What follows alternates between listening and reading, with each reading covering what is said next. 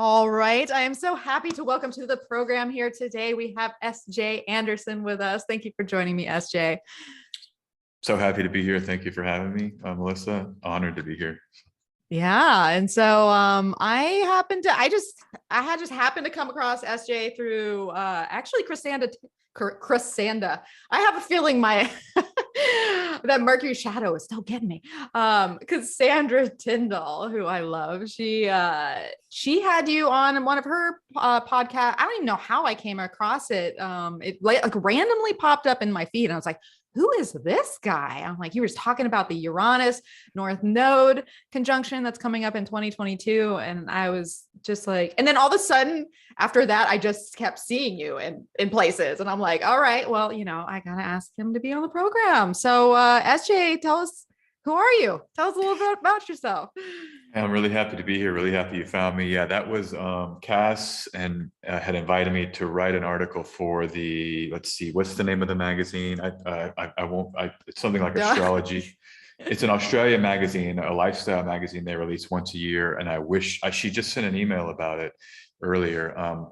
But I was, fortunate enough to write this article about the Uranus-Mars North Node conjunction coming up later this year in August. Really fun to write an article and write about astrology. It's a whole nother way in as opposed to the verbal. It's a lot more difficult or poses unique challenges, let's say, writing about astrology. But I'm an astrologer. I'm from Texas. I'm a Texan astrologer is how I like to say it. And I have been in astrology for a number of years. My primary teacher is Chris Brennan. So I have kind of a Hellenistic base for how I look at things, though I'm sort of an eclectic practitioner and have a lot of my own systems and stuff I've developed through the years. I currently live in Albania, and I am, just an expat that's living here in the Balkans. Love it here. I have a consulting practice. I love my clients. I love reading for people. I do weekly videos on YouTube, and I have a really active Twitter where I'm very much engaged every day. So I'm sure at some point I'll be able to give everybody that info, but Yes. That's kind of a little bit about me. So I think of myself as like a consulting astrologer, but also a media-based kind of engaged in regular conversation through social media about astrology. And I think that's how I think about myself. So. Yeah, you're a content creator. You be sharing, you be responding. You got it. You got the and so I asked SJ when we got on, because we had a little Mercury retrograde snafu, which we had different dates to meet. And so I was like, do you have anything in Pisces? Because I find that Pisces, I have a Pisces South node. So I've got like that Pisces. Just sometimes, I don't know. I was late to the game today too. And SJ is like, oh, I have Mercury in Pisces. And I was like, oh, no wonder I asked you to come join me for Pisces season. And I find, we talk about Pisces, Mercury's being, and it's, the special position of detriment and fall, it's like the only place where you get both.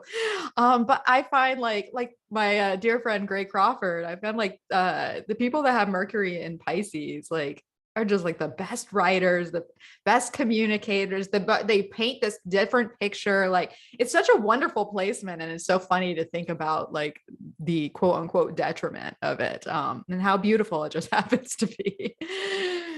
Yeah, thanks. That's my experience too. I love the placement. James Joyce, I just found out, had Mercury in Pisces. I find it to be just, there's kind of different approaches. I was maybe paradoxically or kind of strangely very good at mathematics, and my whole life I just kind of had an ability to do it with my eyes closed, and I was always like the best in my class and everything.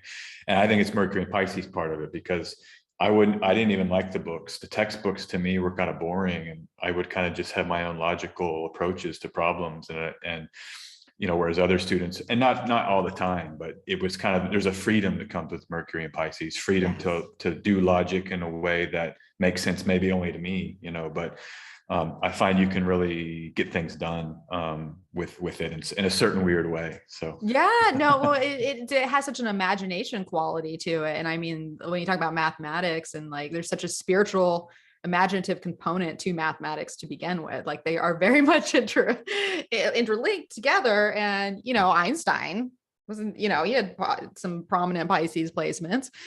And yeah, so I get it. It's just, yeah, it's funny. It doesn't work in the way that you think Mercury would work with its logical, detailed, like you said, the book, but it works in its own special creative pairing of like details and facts within the mind and the imagination. So Yes. Well said. yeah. Yes. I enjoy the energy, and I guess we always love our own placements. Maybe some people don't, but yeah, you got to, right? You got to. It ain't changing. Yeah. So that's funny.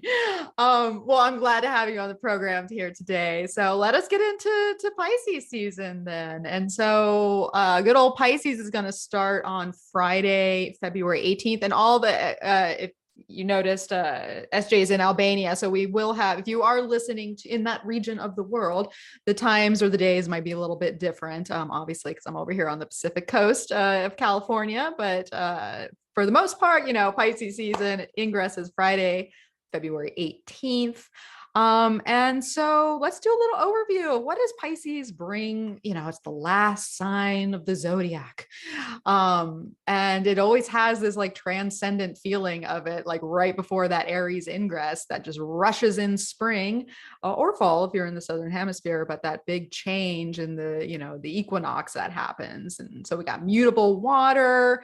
We're switching focus to Jupiter and Pisces after 2 Saturn seasons, although Saturn is not going anywhere. There's going to be a lot of Saturn still in the sky because of an Aquarius pileup happening. And of course, Venus and Mars going on. But SJ, when I say Pisces, and especially Pisces season by transit, it's like, what comes to mind for you?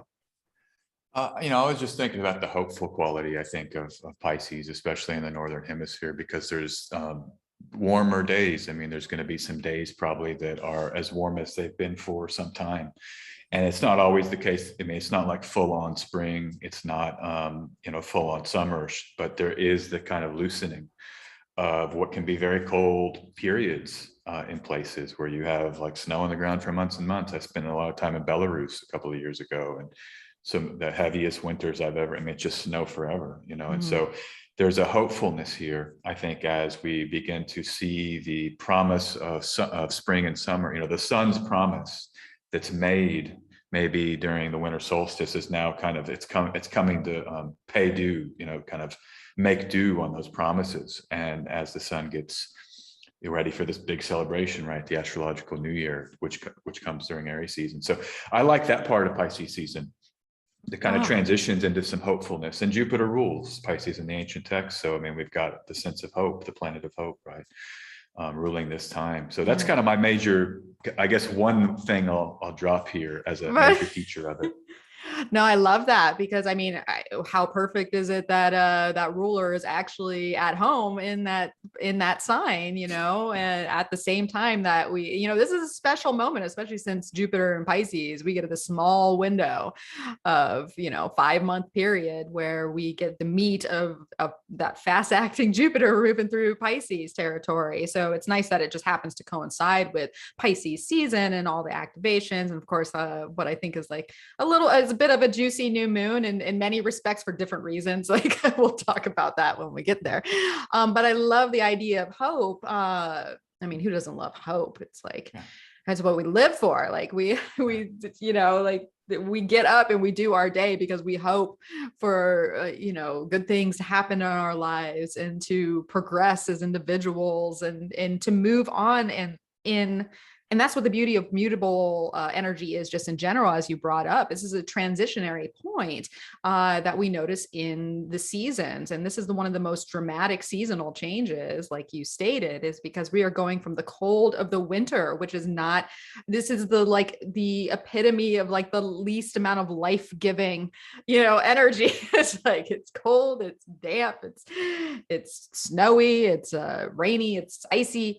And then we see the birth of spring that is starting to come on the horizon. And it's like, that first day where the temperature just ups by like 15, 20 degrees. and you take off your sweater, you can feel the breeze again. And it's not like, it's not like freezing, that wind chill factor. I mean, I live in Southern California, who am I to talk, really? But it's a thing. It's like, it has that feeling of hope. And I think about Pisces as hope, but I never really think about it in the terms that you just brought up, with how weather and just the natural cycles of life and spring really bring that to the forefront. So that's exciting. I'm Yeah, excited. and I want to add one other thing, Yes. because it's unique if we're going to talk about this year's Pisces season. See, the sun is going to front run the other planets, and the sun Jupiter conjunction, which happens, I don't have the exact date right here at the forefront of my mind. I think it's probably late February, maybe even early March. It's the March 5th. It's the same day that we have the Mars and Venus conjunction. That's right. Too. That's right. So as Mars and Venus come into Aquarius, you have the sun and Jupiter joining there. But see, the sun is front running. So I think that the sun leaves before Venus or even arrives into Pisces. Yes, April 5th, Venus comes into Pisces. The sun leaves on, of course, March 20th, the sun leaves, April 5th, Venus arrives. And that is the sense of hope that I think, with the sun front running, that it's kind of going over degrees that are going to have a huge role to play during Aries season and during Taurus season. Yeah. With a once in a generation pile up in Pisces, modern ruler, traditional ruler, exaltation ruler, and then the other triplicity ruler, Mars, will all be there in mid-April. And so that's another thing I'm seeing here. I'm sorry, I just a little distracted. I had a washing machine. I hope you didn't hear that. It's making some noises. So just to apologize if everybody out there. You're fine. Is that a washing machine for Pisces season feels very appropriate to me. Is it distracting at all? Because I can okay. You're totally good. Awesome. So this is one, just to say, I like to think about even lunar transits. That's why a waxing moon is a moon of hope and kind of future forward thinking, because the moon is hitting degrees that the sun will then hit in the next 6 months. And so there's a sense here just to think about, as we go into this Pisces season, of preparing and getting ready for an epic April. And I know we're not talking about those transits necessarily, but the sun is a light, right? And it can shine the light of consciousness on things. And so it will kind of prepare the ground in a way. And I do think that these transits in April, so like starting April 5th, when Venus enters Pisces, and then culminating in this eclipse that happens on April 30th, the Taurus solar eclipse, where the ruler of that eclipse, Venus, will be in the same degree as Jupiter, applying during the eclipse to Jupiter in the 28th degree of Pisces. It's such a magic point. It's magic. And I think it's best to kind of release into the magic of Pisces during those real deep activations. And maybe we can front run in a little bit more of a stable way with the sun there, is kind of how I'm thinking about this solar transit. So. Oh, absolutely. I got chills as you're talking about that. So obviously something is up with that. And I definitely think the same way, because it's always interesting to see when the sun leads. Especially in the term, I love looking at it within the cycle of just the sun and Mercury, because it's like when Mercury leads, it's like we get information and we don't fully understand it or can integrate it as much, but when the sun leads, there is you can consciously integrate it. And then there's the bits and pieces that come afterwards. And so it's interesting to have all these planets in that, like the traditional term for it is that oriental position, that, they're back in the zodiac, but ahead of the sun, basically rising.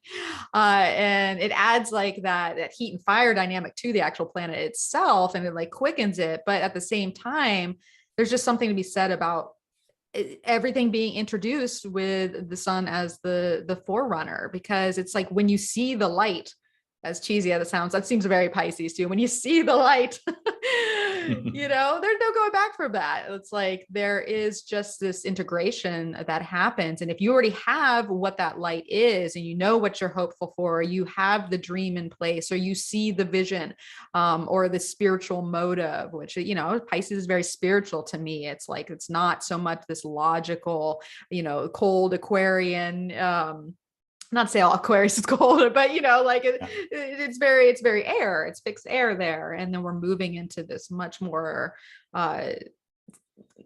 like I guess, spiritually magnanimous, it's very Jupiter and Pisces, period, that can take all those faculties of the Capricorn energy that's still happening, Aquarius energy that's still happening, and take that vision and run with it, right? Like, that's kind of what I'm thinking. Absolutely. And just another thing to add, I mean, I've been thinking about it like, so Pisces energy and Jupiter itself, and then Pisces as a sign ruled by Jupiter, it can be a tough energy because we are having to make realization, just like you're mentioning there earlier, that we have to digest truth, right? And that's not always the easiest thing to do when we're facing deep truths that can have profound positive effects in the long term. But in that immediate and an initial kind of taking on of those truths, it can be hard, difficult. We face hard things. And I feel like what I've always liked is Dane Rudyard, who talks about Pisces, the storms of Pisces. And those are storms that washing away and actually tearing down, is what he says, the structures of Capricorn and Aquarius that get built there. The storms of Pisces kind of come and really wash or clean those in the sense they were problematic. And I really love that, given the world condition that, in the state of the world over the last couple of years, where we've had a lot of difficulty, that this Piscean period can be kind of a period where truth emerges, healing, realization, and maybe we can kind of cleanse or kind of come to a little bit. And not that the structures are all bad, but that sometimes they just need codifying and maybe kind of paring down to their essential components that we want to retain for that next Saturn cycle, And so there's a sense of cleansing and cleaning and clearing that I think comes with Pisces season that I also like. Yeah, I absolutely agree with that. And then that is really what determines if Pisces season is difficult for a person, is because how willing are you to let go of things, to accept what has run its course, to allow, there are certain things to wash away. We think about the decans of tarot for Pisces, and we've got the moon card as the ruler, which has this, transient. We're just talking about the moon energy and the transient energy of that in the darkness, and the light is ready to come back, just as you're talking about April coming in. And then we have the decans of the 8 of Cups, which Jupiter's currently in as we record this program, where it is this kind of walking away, abandoning of success, like, right, the structures that we had before. Do they support us in the mission forward? And if they don't, there can be losses, and things being diffused and like washed away, as you're saying, like the tide rolls in and it rolls out. And that is Pisces season to me. Is I always feel like it's almost like the wave is Cancer, the wave coming in, but the idea of pulling back out is Pisces to me. Like, what comes to the shore and then, Pisces takes it away, and it's that that ebb and flow there. So, but we do have the 9 of Cups and the 10 of Cups that come next, which are usually pretty joyous positions. But in order to get there, well, you got to wash away the muck, the stagnancy, the things that aren't working any longer.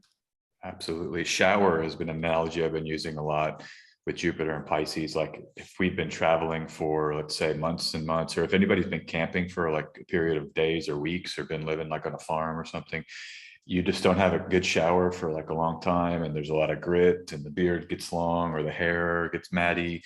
And then you think about that first shower, and it's not the easiest shower because you've got to really scrub, and it's like, but that's the Piscean. It's going after kind of deeper grit, and it's gathered over a period, in my view, in that fixed air sign.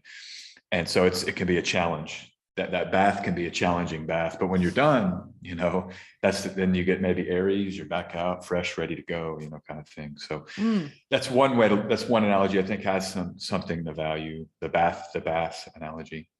I love that, because it's like, yeah, you ever take you get dirty for whatever reason, and you take a bath or a shower, and you see the grit like wash down the drain, like it literally just falls, and you have this like murky gray water, and then you come out renewed like the spring of your body. It's like, and you're ready to take on the day. And yeah, it just has this really fresh renewal feeling. I love that analogy. That is great. And we all can relate to it somehow. I mean, we all shower, I hope. I've gotten to that point. That's so interesting too, with like the idea of camping too, because like just getting like dirty and smoky and the smells that you get on you, and like just like it's and that caked feeling where you feel like you have all the residue that is on your body and it's heavy and it weighs you down, and it's just like this lightness that comes off when all the dirt's removed, and hence the healing feeling.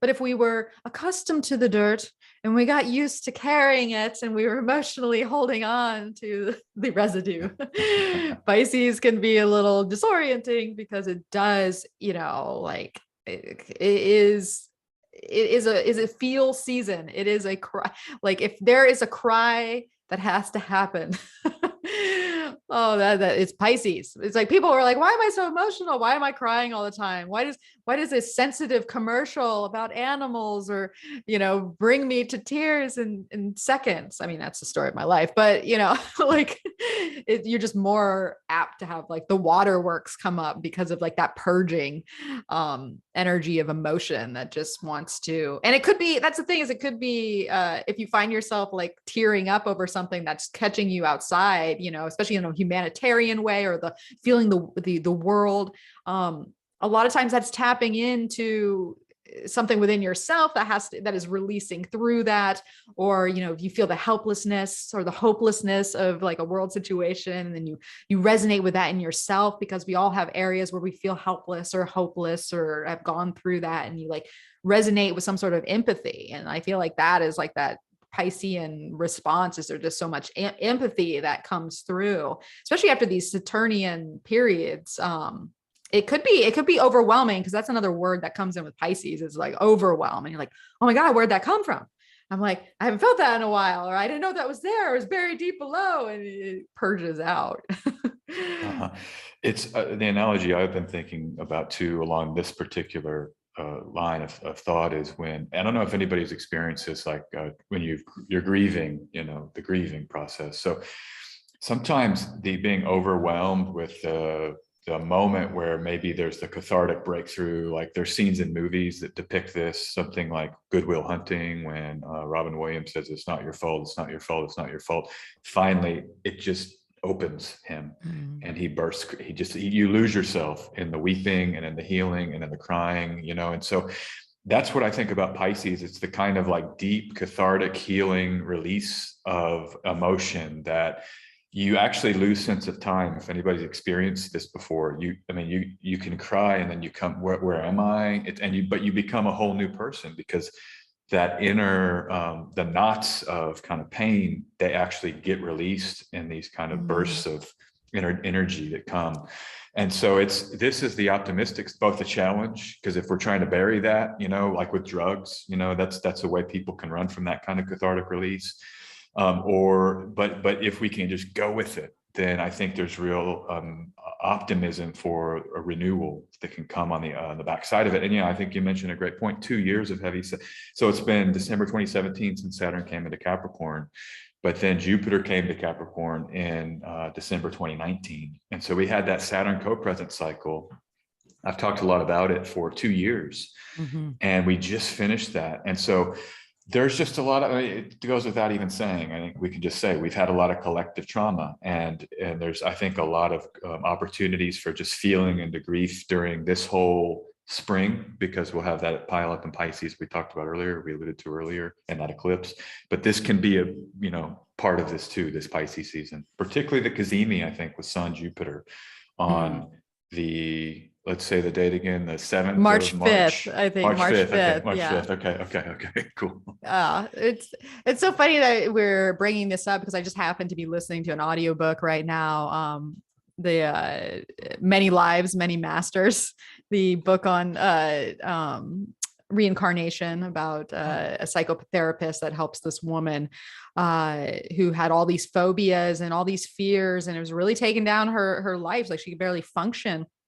And she was sent to see this man who was a very academic scholar around psychotherapy and his practice. And what happened is he put her under hypnosis, which makes you think very Piscean thing, put her under hypnosis and just went through all these past life experiences. And after she would die in the past, as she would recount the experience of the life, and when she would pass, and there was a coherent, in all her lives were very difficult. There were like a lot of slavery, a lot of hardship, a lot of disease. And whenever she would pass, it was the same thing where she'd be brought in the light, and she'd be returning to a place that was very comforting. It was like the consistent point of hope within all the drudgery of living, and the difficulty was like the release that came with that transition. And then she would then channel masters after that would be speaking to him directly about the experience. And it's an interesting book, and this is coming from a man that was very scientific. Like, he couldn't believe, he was like, what am I experiencing? I believe this happened in the early 80s. It's an older book, but anyways, we're just talking about it. And after that hypnosis session, as she was working through these past lives, like, she just became renewed as a person, because it was purging all those, just bringing it up in this hypnotic state was just ridding her of these fears and phobias. And yeah, anyways, so it's very past lifey. If anybody wants to do regressions now, I feel like it could be a really powerful experience if you believe and are into those types of things. But yeah. Yeah, we got the Jupiter now making those sextiles by sign to the nodes. Both the true and mean lunar nodes have now come into Taurus and Scorpio. So that might help with, I like past life ideas in the nodes. That's a kind of more of a modern or contemporary astrological idea that I think there's people working with that have had some real success and some real traction that they've gained around that idea. And I think that sextile with the nodes is particularly interesting for that. And this eclipse, the solar eclipse that I've mentioned earlier. That whole, we'll give a little precursor for that. Well, okay, so that makes me think though too, because part of this Pisces season really, and as you alluded to, the sun moving through this area and kind of lighting up the Piscean territory, is one of the big aspects of 2022 is the Jupiter Neptune conjunction that is coming. That happens right before the eclipse takes place. And I think it's like April 12th or something around there, where it's around there. It's before we have our solar eclipse, but it really feels like this is going to be a precursor to what that energy is brewing in my mind, especially as the sun moves from conjunctions with Jupiter to a conjunction with Neptune on March 13th. So between March 5th and March 13th, we basically have the sun just moving in between the two that are going to eventually meet. And so I feel like those days are going to be quite telling to what maybe it's coming with that grand conjunction. But any thoughts on Jupiter and Neptune meeting, and what maybe Pisces season kind of illuminates with that? Yeah, I do think so. I look back to the conjunction of Jupiter and Pisces with the nodes in Taurus Scorpio in the same configuration, North Node and Taurus, in, I believe it's 1855. And the publication of Walt Whitman's Leaves of Grass happened right around, almost when that was fairly close within the orbs. And so I'm thinking there could be openings artistically. I think we can have, this is a poetic breakthrough, uses of language in new ways, and even if we're not writing Leaves of Grass, which most of us won't be, but thinking about the themes of that poetic book, or the style of communication, the famous line, I contain multitudes. This is the kind of famous idea in that work of poetry. And I think our identities, which you mentioned earlier about, we all have multiple identities. Even a healthy human being, a healthy consciousness will have different hats we have to wear through the day, and different ways we've thought about ourselves and our lives, and even putting it in, the major cycles I like to think about astrologically are the nodal cycle, 18 years. 18 and a half years, the Jupiter cycle, 12 years, and then the Saturn cycle, 30 years. So they're kind of that's kind of what I focused on. But how during even during those periods or those cycles, or even if we just want to think about the Jupiter cycle. So we're talking now 2011. How have many different identities have you or me had to master or take on to survive in this world, and function? And so I think there's something here where there's a sense of acceptance that, to me, that's that grief process, going back to the final stage of acceptance, where we can kind of accept ourselves and the multiplicities of the selves that we've had to carry, sometimes out of great necessity that maybe was painful, right? Sometimes out of joy, or people we've loved, people we've lost, all of that gets contained in Pisces. And I just feel that, yeah, I'm thinking a lot about that with Jupiter and Neptune, particularly because of this resonance with Walt Whitman. And then the nodes, again, in Taurus, Scorpio, it's very relational. And it's how we relate to others or love others. And so, without getting too much into the nodes, that's what I would offer. That's what I've been thinking about with Jupiter, Neptune. And of course, we could just go like textbook, and we've got things like dissipation or getting lost in maybe some of these multiple identities. Maybe it's the dark side, not knowing, feeling ungrounded, feeling just kind of, who am I? And I would just encourage you to go with it. If it's scary, just go with it. It's like a psychedelic trip. You will come down. This transit's going to end. Jupiter will come into Aries, and it's going to be awesome in May. And that's the thing about it too. It's quickly a stellium of Pisces that moves quite quickly into Aries, and will be overweight Aries very soon after that. And so I think it's better to release into this kind of unknown rather than to try to prepare for anything else, knowing that it will be over quite quickly and we'll be hitting the ground running with a lot of fire. So. Yeah, absolutely. I mean, that's like that's the whole idea of creation and life being that great mystery. Is it's like you have to lean into the unknown of things. You have to lean into the shape-shifting quality that is life, because otherwise there'd be stagnancy. To evolve as a human being, you have to like lean into the moments where you don't know, where you're at the will of like divine intervention or power or plan, or etc. Because that is, you like dissipate into the haze of it, but then the form it like ends up coming, starts to, as the fog recedes, you get that, like, I don't know, you get the renewal from it. You get the faith and the trust that comes through going through a period with that, right? Because if you have faith in life and you have trust that the universe is heading you in the right direction, and you're allowing yourself to get out of your own way, basically, because we always want things under our control. We want certainty. This might be Gemini placement speaking, but like you have to just kind of like ease into that and trust that, the universe has your back, and you don't have to have it figured out all the time. And really, if you did, what fun would that be? So it's like, lean into that psychedelic trip that's Pisces season. Take that ayahuasca, see where it supervised, of course, see where it leads you. I would bring in the Jesus teaching here, and I'm not an avowed Christian by any means, but anytime I think of Pisces, I do think of Christianity because of the symbols of the fish and the age of Pisces. A lot of astrologers who use the astrological age technique would assign the age of Pisces being during a time when Christianity emerges as a dominant worldview in a lot of parts of the world, many parts of the world. But there's a sermon on the mount, and Jesus is just like, hey, the birds are not, they're just kind of totally surrendered, and they're getting food, and it's, there's this idea of like kind of letting the spirit just take over in a way, and having faith in that, and so I think about this as a kind of a Piscean ethical, or when you were sharing there, it just came to me. We can kind of release and trust and have kind of hope that our needs are going to get met, even in what might be a very dynamic period, as Pisces is going to shift and change and morph. So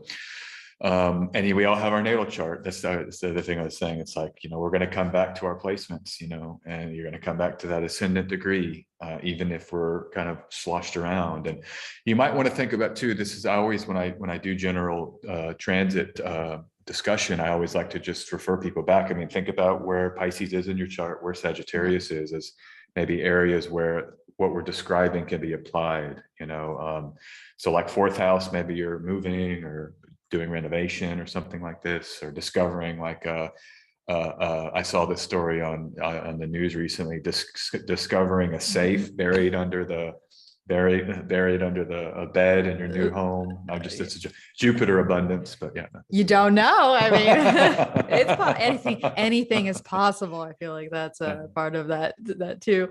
I love how you said that though. The idea of like, you always come back to your ascendant, right? You always come back to who you are within that. And that is the beauty of Aries season, because when you let go into Pisces season and trust it and work with the mystery, what happens is Aries renews you with fresh instinct. And that's essentially what your first house and your ascendant degree and coming back to yourself is, because you have the instincts built within you. You know, we are animals. We tend to forget that, but we are animal creatures. And like you said, the birds, they're accepting, because they're going with their instinct. They are part of like the ecosystem. They surrender to their place within it, but they use their instincts to then position themselves to survive, even if they don't know exactly where their next meal is or how they're going to. So it is, to me, that point of releasing and accepting and surrendering and hoping and having faith and wishing. Wish upon a star. These are very Piscean type of things. And then let the instinct of Aries season and the Aries placements, especially when Jupiter moves into Aries a little bit later on, like you'll know what to do when that time comes, and to trust that spontaneous quality of life, I suppose, because they both kind of are in many ways, because it takes a little bit of the control aspect out of it. Yeah, and I think this is a good time to just do some rest even. And like, they talk about with the psychedelic trip, we have this thing set and setting if someone's going to be involved in psychedelics, and you really want to make sure you're safe and you've segregated out time to be with the plants or the classical music or whatever you like to do for something like that. And I think that knowing how dynamic the year is going to be during, Jupiter and Mars together in Aries, starting in mid-May, or I think Mars comes a little later, but pretty soon they're together and they're traveling there for about 6 weeks. Mars and Jupiter will be in Aries together. We're going to need the wisdom and insight from the trip, let's say, from the Pisces moment. So if we can protect our space and give ourselves time to kind of go into liminal spaces or unconscious realms, I think it's going to help us hit the ground running. We might miss an opportunity for insight if this is the cool thing about astrology, we know the weather in the sky, and so we can maybe time or plan around it. And it might help us have even a better Aries season, and the listeners out there. I'm going to try to take my own advice on that. I know, right? I preach that. I'm like, I'll tell everybody else out. And then I'm like, oh, Mel, don't you remember what you were saying? Don't you? Yeah, I love it. I've got some time off that I'm going to segregate out in April just for this stuff. I've already got it on my schedule, so I can just do some of this exploration we're talking about. Yeah, I love it. I didn't really, I was like, I need a vacation. And so the beginning of Pisces season, I'm driving out to, me and my partner are going to Utah to go to Zion National Park. I'm going to go ride some horses into the canyons. I got a experience where I'm going to go hike with some goats on the Capricorn moon. I'm like, beautiful. As a natal Capricorn moon, I'm like, I feel like this is going to be experience. Just the joy of some spry goats jumping from spring to spring. It feels good. But Pisces is also my fifth house. So, you got to let go, have a little fun, relax. So I'm excited about that. I told my neighbor the other day, he's from Serbia, and and I was like, oh, I'm going to Zion. I was like, can you take care of my cat? I'm going to Zion. And he's like the Matrix. And I was like, I had to think about that, because I just saw the Matrix for the first time a few weeks ago. I'd never seen it. And that's like their home planet or their home zone is Zion. And I still didn't get it when he told me the joke. And then I told my partner, and he's like, He's like, oh, that's actually pretty funny. And I was like, oh, that's where they go. That's their home base. And I was like, which is kind of funny because right now I'm actually trying to find where my home base is. And we made a joke. We're like, maybe we'll move it to Utah. Who knows? Who knows? But that's what Pisces season is for. Feel it out. You don't know. Now that being said, let us move into Pisces season itself and do our little breakdown transit action with the charts here. I love how I meant to state this before we even got into all our discussion, but we started recording right as the moon is trining Mars and Capricorn and conjunct Uranus. The descendant is on that moon Uranus right when at least in my location right when we started, and so feels like a powerful time to be astrologicalizing. Just making up words. But yeah, Astrologizing, I think is, that's the verb, astrologize. Astrologizing. We are astrologizing here because Uranus likes to astrologize. It's a good planet for that. So let us go to our ingress of Pisces. Once again, we got February 18th, which is a Friday. We're in Pisces season, and it is basically we are in a disseminating phase. The way that the seasons seem to be setting out, they're like slowly moving away from just the sun ingressing right after a full moon, because we've had all these late degree full moons. So there's something to be said about the start of the season just in this pretty full phase energy, and there's a lot of just energy in the world and in us, like it's not a quiet moment. It's a continuation in many ways. And one of the things that is very important about the sun ingress is that right before the sun ingresses, Jupiter perfected its sextile to Uranus. So what a way to start out Pisces season, right? Like the Jupiter sextile Uranus. Any thoughts on that, SJ?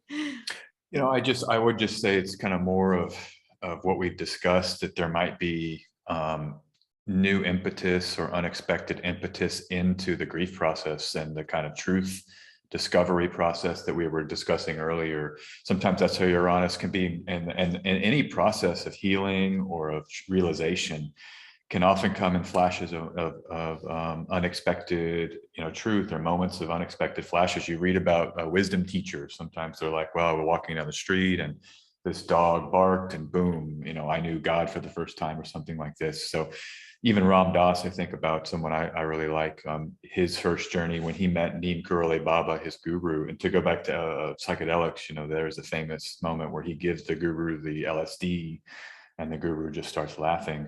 But a lot of that there was coincidences, like his car broke down and he met someone randomly. So these kind of unexpected moments that might be leading us is, I think, what I would look for with this sextile. I love that. Synchronicity. I mean, that's essentially right. Like that's like that magic juice of life and where we're actually led. We think we're going somewhere, but synchronistic moments, whether they're there to link us up with something, whether they're to pull us away, to have us realize, to have us think, I love that. That's great. Because Uranus, I mean, that's its tagline is expect the unexpected. We don't know what it's going to be. It's going to, and in a sextile, it's opening a door. It offers you a doorway to realization or breakthrough or liberation or release, where you just have that moment really, okay. So it seems like a grand entry for the sun, to be honest. Like it's like, wow, Pisces season.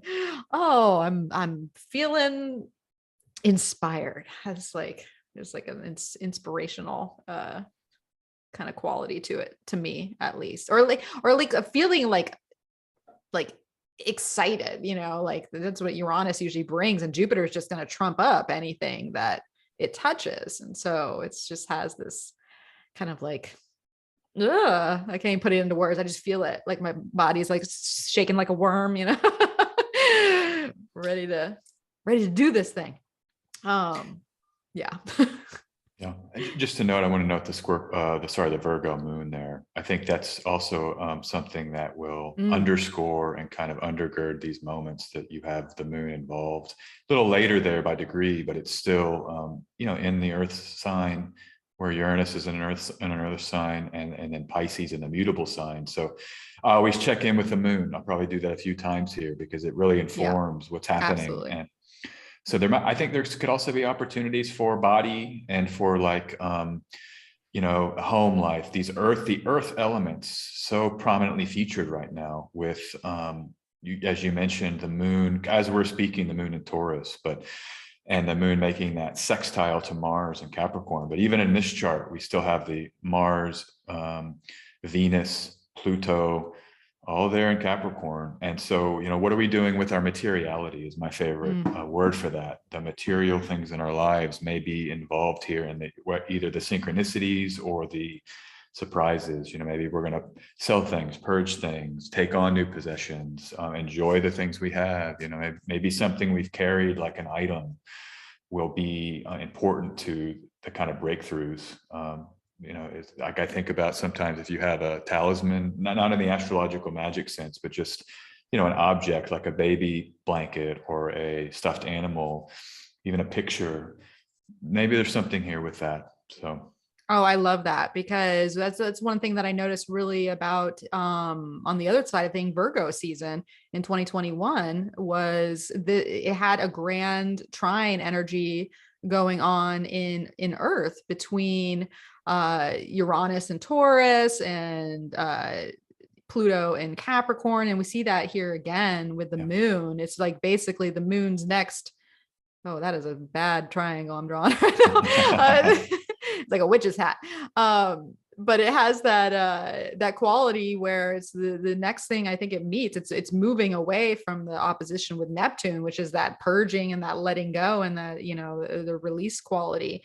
Because Virgo is like the discernment quality of I only need this. It has a very paring down donation. This doesn't fit within the order of my life any longer. It has that trine to the North Node, has the trine to Pluto, which is ready to change things up too.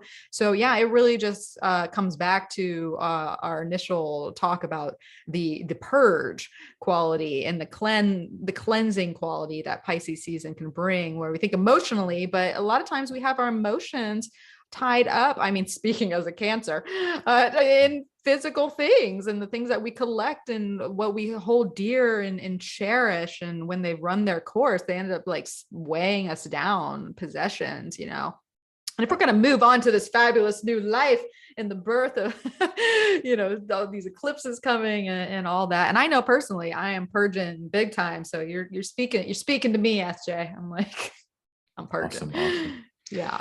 Love that. I'm pretty small with what I carry already, but yeah, it can even be just one. I guess I like what you're alluding to, the symbol. Sometimes it's just one item that maybe we've retained, and it's like, is this like with Pluto there? I think about triggering a kind of deeper meaning maybe with something, and that even a symbolic burning is kind of maybe something that could happen where we just maybe spiritually or do a little bit of a ritual around letting something go as a kind of healing symbol.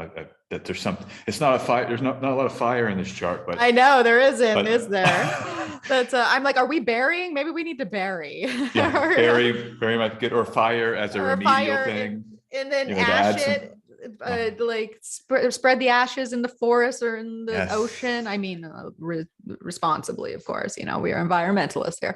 But yeah, no, I love that. And like we're on the downturn of the moon cycle, right? Is waning at this time, so it is a releasing quality. It's still pretty full in its expression, but and at this point, well, it's not quite disseminating yet. It's still in the full moon phase. I was going to say because the disseminating likes to release that and give it to others, but I don't know. I feel like you'll know what it gives to your life and what has run its course, and just kind of run with that. See where it takes you. But it's interesting how we move forward to the next moon quarter is going to be the last quarter at 5 degrees Sagittarius, Wednesday the 23rd. And so there's really just moon aspects that are, and those are important in everyday life, but we would need like 5 hours to talk probably about all that, Mhm. all that going on. So the next big thing that happens is really that last quarter moon, um, on February 23rd, in Sagittarius, and it coincides with Venus and Mars over there, in Capricorn, holding hands. They've been holding hands since their conjunction in mid-February, but now they're making a sextile to Neptune over there in Pisces. And so this is an interesting connection, especially coinciding with a last quarter moon in Sagittarius. Also, we have at the same time, we have Mercury leaving its shadow here in Aquarius and about to make its long awaited perfected square with Uranus, because Mercury stationed retrograde, square Uranus, but it didn't fully square it. So it was like a lot of introductory period going on there. So there's something to be said about February 23rd and the 24th, which are Wednesday and Thursday. Coincide. That's right when I go on my trip, by the way. But that's when I go into Zion. But that's a lot to put together. SJ, what do you think? Last quarter, Venus, Mars, Mercury, Uranus. Yeah, it's a lot there. I want to just say the Libra moon and the Scorpio moon, I do think might even be lunar transits that we might be feeling the Venus Mars even more because Yeah. of the rulership of the moon, and the moon making an aspect in both of those signs. First, the square to the Venus Mars conjunction, and then the sextile to the Venus Mars conjunction. So I think just to say that, to point out here, but that Sunday, Mhm. Monday, Tuesday, leading up to the exact last quarter moon that you pointed out, that early week, I would be engaging with Venus, Mars, or at least being aware that you might be talking about all those combinations. You've got two planets of physical relate in the relationship to physicality, planets of True. different types of relational relating, and they're very much about relationships. And I don't know what's gone on with the relationship story for folks over the whole Venus retrograde that we're just coming out of, and now Mars has entered Capricorn to join Venus. And so I think this could be in a way not a climax, that's maybe the wrong word, but just a deeper engagement with whatever, even the Venus retrograde story I keep going back to, because I've talked to a lot of people that maybe had a dating relationship, or that there's issues in whatever the relationships are, romantic or otherwise, that now can kind of begin moving forward again. This might be some dynamic, learning those lessons, applying the lessons of Venus retrograde, getting into action with others. There's all kinds of ways that could go here. Even art, making art, I kind of love that for Mm, Venus, yeah. Mars being tools, Venus being art of all kinds, music. So I do feel like that there's something with this lunar cycle that will trigger that. And it's Scorpio, which can be a difficult place for the moon now with the South Node. This is, I think, True. the second transit with the South Node in Scorpio with the moon. This, relationships, when we think about relationships, it's the best ones can hold space like for each other, right? So maybe someone around you is grieving more than you, and you're required to be there into some difficulties for people you love, or maybe you need to, like, the classic, can you hold me for a second, please? Or can I have a hug? This kind of energy, I Yeah. think, might be part of this Scorpio moon, which is in all of the Taurus and Scorpio. It's opposite where the moon is as we speak, roughly. And so I'm thinking about the moon now in Taurus for the first time with Rahu, but this whole axis now takes on this nodal kind of deepening, and it feels just important to me as we set up for that Sagittarius moon. I think when the moon hits Sagittarius, it actually is going to come as some kind of relief here. Yeah. This will be this. Yeah, Yeah. the second Sagittarius moon with Ketu out of Sagittarius, and with Jupiter and Pisces. So these Sagittarius moons are like some of the good stuff. And even though the moon is waning and now getting into the darkness, I think it's still some of the good stuff. And I'm glad you're leaving on your trip when that Sagittarius I know. moon is I'm hit, like, because not before, not before. yeah. No, I think that's a great point. And one of the things that we didn't really kind of bring into the discussion with Pisces earlier is how much of it is a bonding and merging sign when it comes to relate, Pisces, like Pisces energy, it's like, who am I connecting with? I want to be held. I want to have friends. I want to have a lover. I want, like, Pisces just is like, how do I get with other people? It depends on other people. And so even though we have like the big relationship signs of Libra and Scorpio, which obviously, that whenever the moon is moving through Libra and Scorpio, it's like there it is relational city. And it's a lot of times it's the relationship to yourself, because however you are relating to other people is telling to what's going on inside. But adding to that component of just relationships in general, and how we merge and connect with other people, is just going to take on extra importance, because it's Pisces season, and that's a consideration. But as Venus and Mars conjunct in the sky, and like you said, aspecting from Libra and Scorpio, as it leads to the release, because I feel like I actually agree, like the optimism that is generally associated with a moon in Sagittarius comes back into the forefront now that you have that the draining quality of the South Node has moved on. And so we've done our lessons, we've done our work in Sagittarius. And so now we get that good Jupiter juice to come back in. But Scorpio gets a little rocky there. But the nice thing about Scorpio too is as the moon moves through it, it does make that sextile to Venus and Mars, but it also trines into all the Pisces. So I like it. Libra might be the little rockier one. You got the trine to the Saturn, Venus and Mars. So Libra might be a little cold, detached, all business. And then you get to Scorpio and you're like you said, I need a hug. Can we get we're arguing over semantics, or we're arguing over, and it's like, come on, bring it in. I love that. I think you're wise to point out here, look what Mars is happening in the sky. It's exalted in Capricorn, traveling with Venus. It's very supportive for Mars, this whole transit, and making the sextile to Pisces. And Jupiter there, it's separating, but it's still, by sign. So I do think that the Scorpio moon has a nice constructive quality. This whole period for me feels quite constructive because of how strong Mars is. And Venus rules Pisces by exaltation. Mars rules Pisces by triplicity, night triplicity. And so there's just a lot happening with Jupiter having so much support, with these other rulers of Pisces being dynamic here. I think when Mars and Venus enter Aquarius, it does something to Jupiter and Pisces, and Jupiter will be closer to Neptune then. And I think we're going to have a little bit more of a rockier road with Jupiter and Pisces in March. I think that this is kind of the good time for Jupiter and Pisces here in February, when we've got just the configurations of the sextiles. And I love that you point that out with the Scorpio moon, because Scorpio moons usually can be rough, but this is quite nice.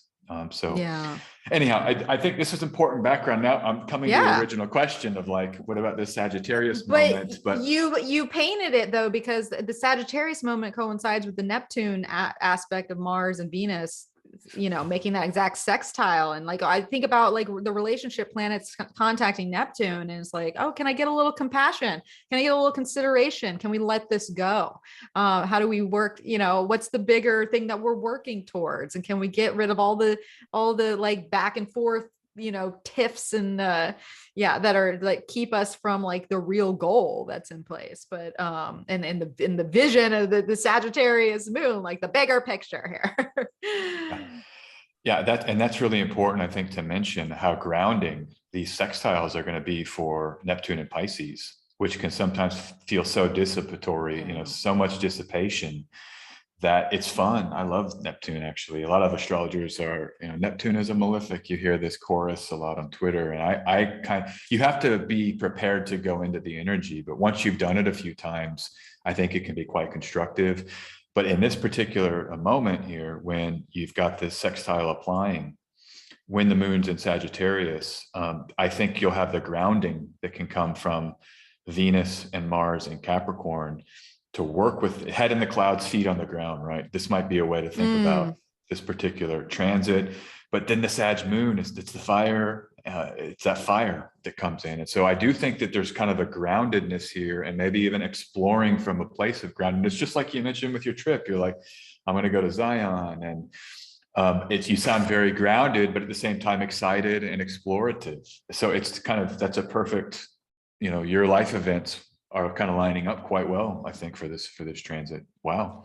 And I hope so. I mean, of course, Mercury over here squaring Uranus can always bring some interesting things, but at the same time, it's like, if you're looking for adventure, if you're looking for something different, which is what I'm trying to I live in a routine where I'm like, I need something different, and I need different mental stimulation. Like, I feel like, I mean, Mercury and Uranus meeting does have that kind of Mercury retrograde feeling to it, where, in the sense where it's just like, you got to be careful on the roads. You got to double check everything, that the details and everything that you're signing, like things can pop up, and or you get calls that you're all of a sudden you're in a situation you weren't anticipating, and then that changes, and or you get cancellations, or things along those lines. So it does have that flavor to it, but this is really where you want to look back into mid-January, and which was a haywire type of period for a lot of people. There was a lot of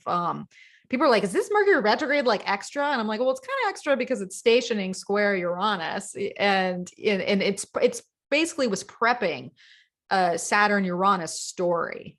And so whatever Mercury had been prepping, stationed on Pluto, because this was not your average Mercury retrograde. Like, this is souped up Mercury, Saturn backed Mercury. And so there's something to be said about the 24th, 25th, and really the whole period until Mercury makes it to Saturn, which is actually going to be on the new moon, which we'll get to on March 2nd.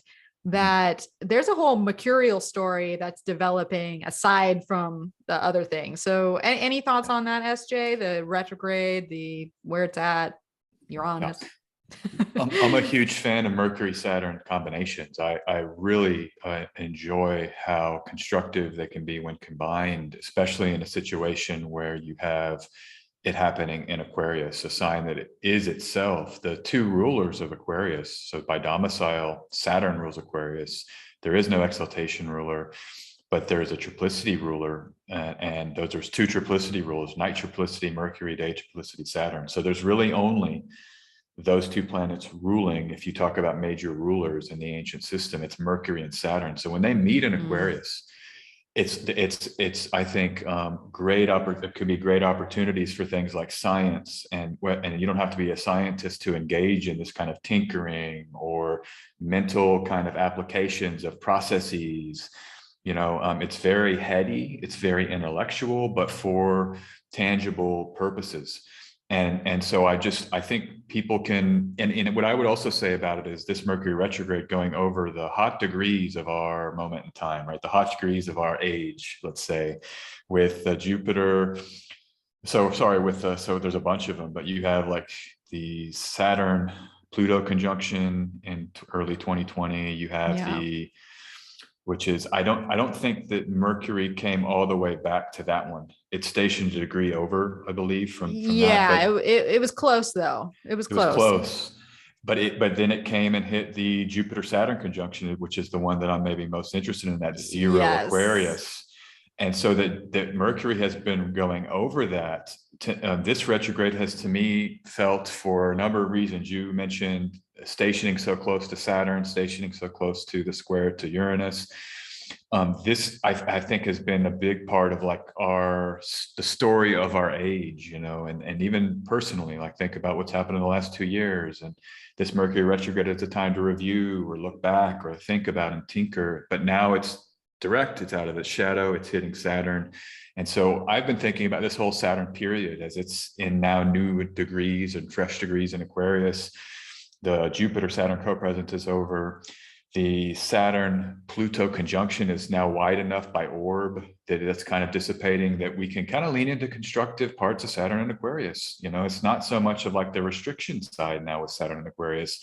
It's almost like now we can get used to the new rules, the new things that have been implemented, and start using them to like set ourselves up for as a jumping off place. The new structures are now a jumping off place. And so that's what I think about the opportunities. I'm really excited about this Mercury Saturn moment. And even that square with Uranus, you know, if it's not unexpected challenge, maybe it can be like lightning flashes where, you know, from maybe unexpected challenge, there's ways to implement ways to use the Saturn and Aquarius story as a jumping off place.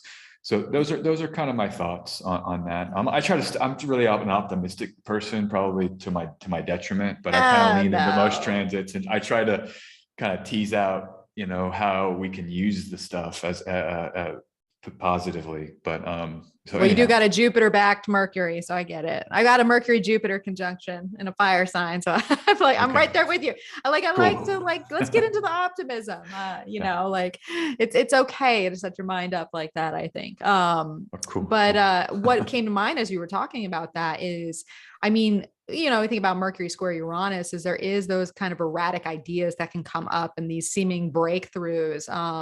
And some things that you think of might then can get all excited about, but really the logistics aren't there. So by the time that the Mercury meets Saturn, any breakthrough that you had, like some can still be viable, but I think it's a weeding out process that Saturn might be doing as you get into, like you said, the more airy, you know, scientific, like let's piece it all out, you know, and realize that like, oh, that kind of harebrained idea might not work, but that little piece of it that I extracted could work, and I could develop that further. So I think whatever we come up with when Mercury squares Uranus will be like, you know, it'll be exciting, it'll be enough, but it might not be like the full picture because we got to get down to the reality of Saturn within it. But we can still work with something that has awakened us during that period. Yeah. And I think we're going to need it because Mars, Saturn, and Aquarius, I mean, that's where I would, if I had to pick something that of these upcoming transits in the, you know, immediate few months, that's one where I'd be a little bit more kind of, you know, we got to prepare for that. That could be a little gnarly, a little hairy, and a little kind of shaking the structures. And I don't think that's not going to happen at all during Pisces season, but these are, again, hitting similar degrees, hitting similar areas of the zodiac.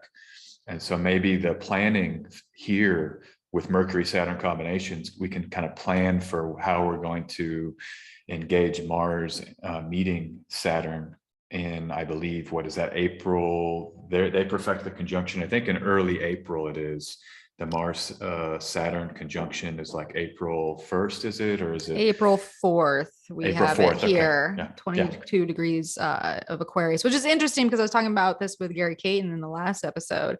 Because we just keep having these like serendipitous conjunctions at the Jupiter Saturn degree at 0 degrees. And the last time that Mars and Saturn met together was at that same degree in 2020. So there's something to be said about the wrapping up of the Mars Saturn cycle and how Mars and Venus are going to meet at this point on March 5th. And it's just like these last ditch efforts from Mars and Saturn before the new cycle seeds. So, so we're not in like totally new territory with just the encapsulated energy of Mars and Saturn in Aquarius, because we've had its whole cycle under this signature. But yeah, it's been a difficult cycle. Has it not, since March of 2020? So there is that to be said. So let me go. Where am I? All right. So, so let's move on to actually back to our Mars and Venus story. What's interesting is on the last day of February, they go on to make a trine with the North Node there. And a trine, it's easy, but there's something to be said about everything that Venus and Mars are going through right now, right? Like we have the moon activation the day before, or 2 days before. So we have the moon crossing over this Venus, Mars, and really Pluto. We're at this point, we are getting into Venus, Mars, Pluto territory, all trying the North Node. So, and the moon lights that up. Basically, I think it's Sunday, or no, it's a Saturday and Sunday. Basically, we are what days? 26th and the 27th of February. Still on vacation. Still on vacation. But it's interesting to have the trine to the North Node as we get like a pretty intense activation with the relationship planets. But there's something very fated or like a door opening to a bigger story that's at play. So what do you think about that time period? Yeah, I guess the word that just came to me is like soulmates. I know that's a loaded term and kind of a controversial one, but I do think that in my life, even just think about like people out there that are listening, like the last 2 years, the last 5 years, people that you've met where this is like, okay, I didn't meet this person randomly, and it could be something as innocuous as like the person that you see for 3 or 4 months, like delivering your mail, and you have a few conversations, but they tell you something that turns you on to something else. I mean, I believe we're kind of in this kind of, soul matrix or something like this, that really people that we end up pairing off with for exchanges. Time flies, even a 20-minute conversation is kind of rare in person now as everything is online, and so I would this to me feels like meeting soulmates, engaging with soul relationships that have been around for the last 5 years, 10 years, our whole lifetimes, where there's an unearthing, or the word I've been using a lot for Pluto recently is excavation, and that where we are kind of dredging up, or we're going to see kind of maybe our soul imprint, or the way that we have our, and I sound so new agey. I kind of am a new ager. I mean, I take that label. I'm fine with it.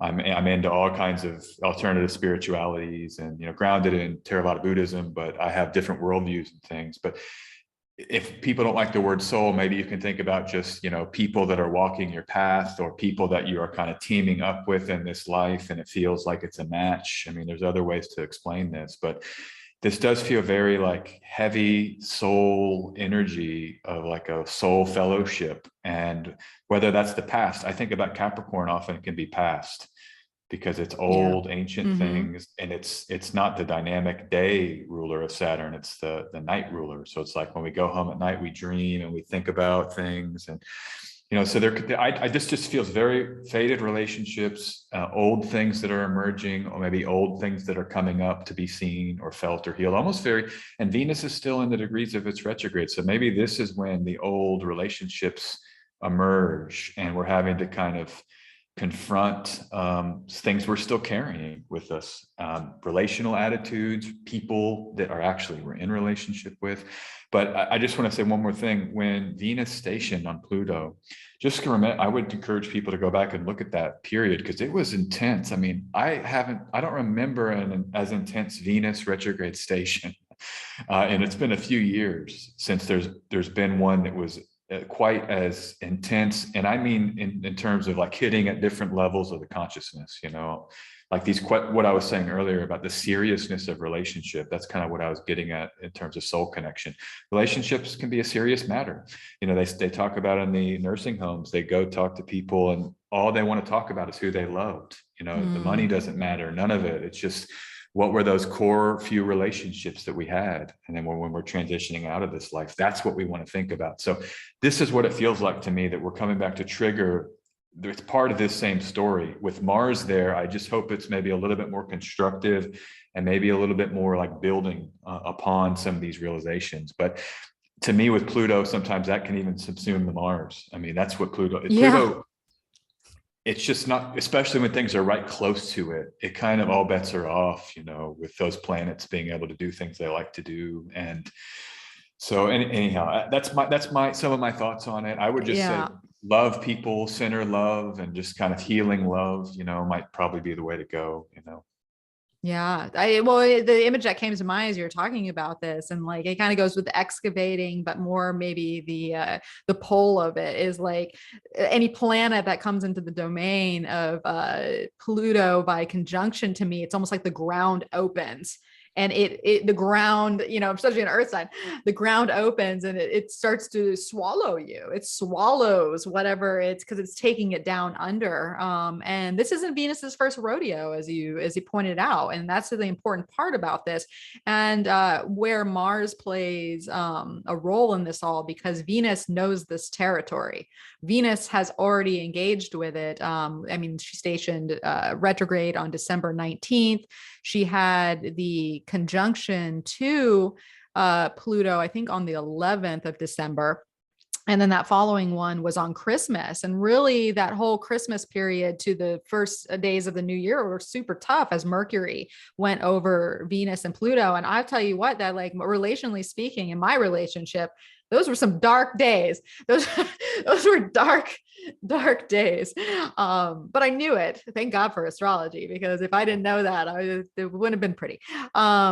But I mean, you can really look back to that period of time, especially most of December, but really as she did her second pass there, and Mercury went over, because Mercury stationed in that zone too. So there's so much Pluto content that has been going on for the last couple of months. And so here is sort of this, I wouldn't say last hurrah, but it is definitely an activation that is not one that is based in new. So when you talk about bringing up the past, whether the past is 2 months ago or the past is 20 years ago or 2 lifetimes ago, if we want to go back to many lives, many masters, there is just a quality of something that still needs to be dealt with, or there's a powerful moment that you've already encountered that can be really taken in. Because I think of Pluto as empowering too. It's like it can totally break apart and dislodge something, but at the same time, it can also bring a great power to it, especially if it's a unified force. And we're talking about Venus and Mars together and what an exalted Mars can bring to the table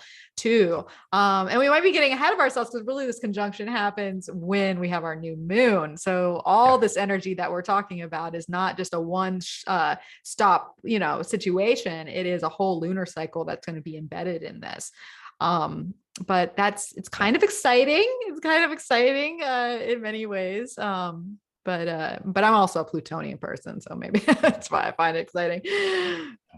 I have it right on my ascendant in the within a degree. So okay. Yeah, it's crazy. I'm a Plutonian, and I would just say that this particular moment here that we now are talking about, to me, feels like if we had to pick one thing for the time we're covering, this would be on my short list of one of the most important energies that defines this season, this Pisces season. Yeah. Because like you say, it gets locked in the syzygy and the new moon.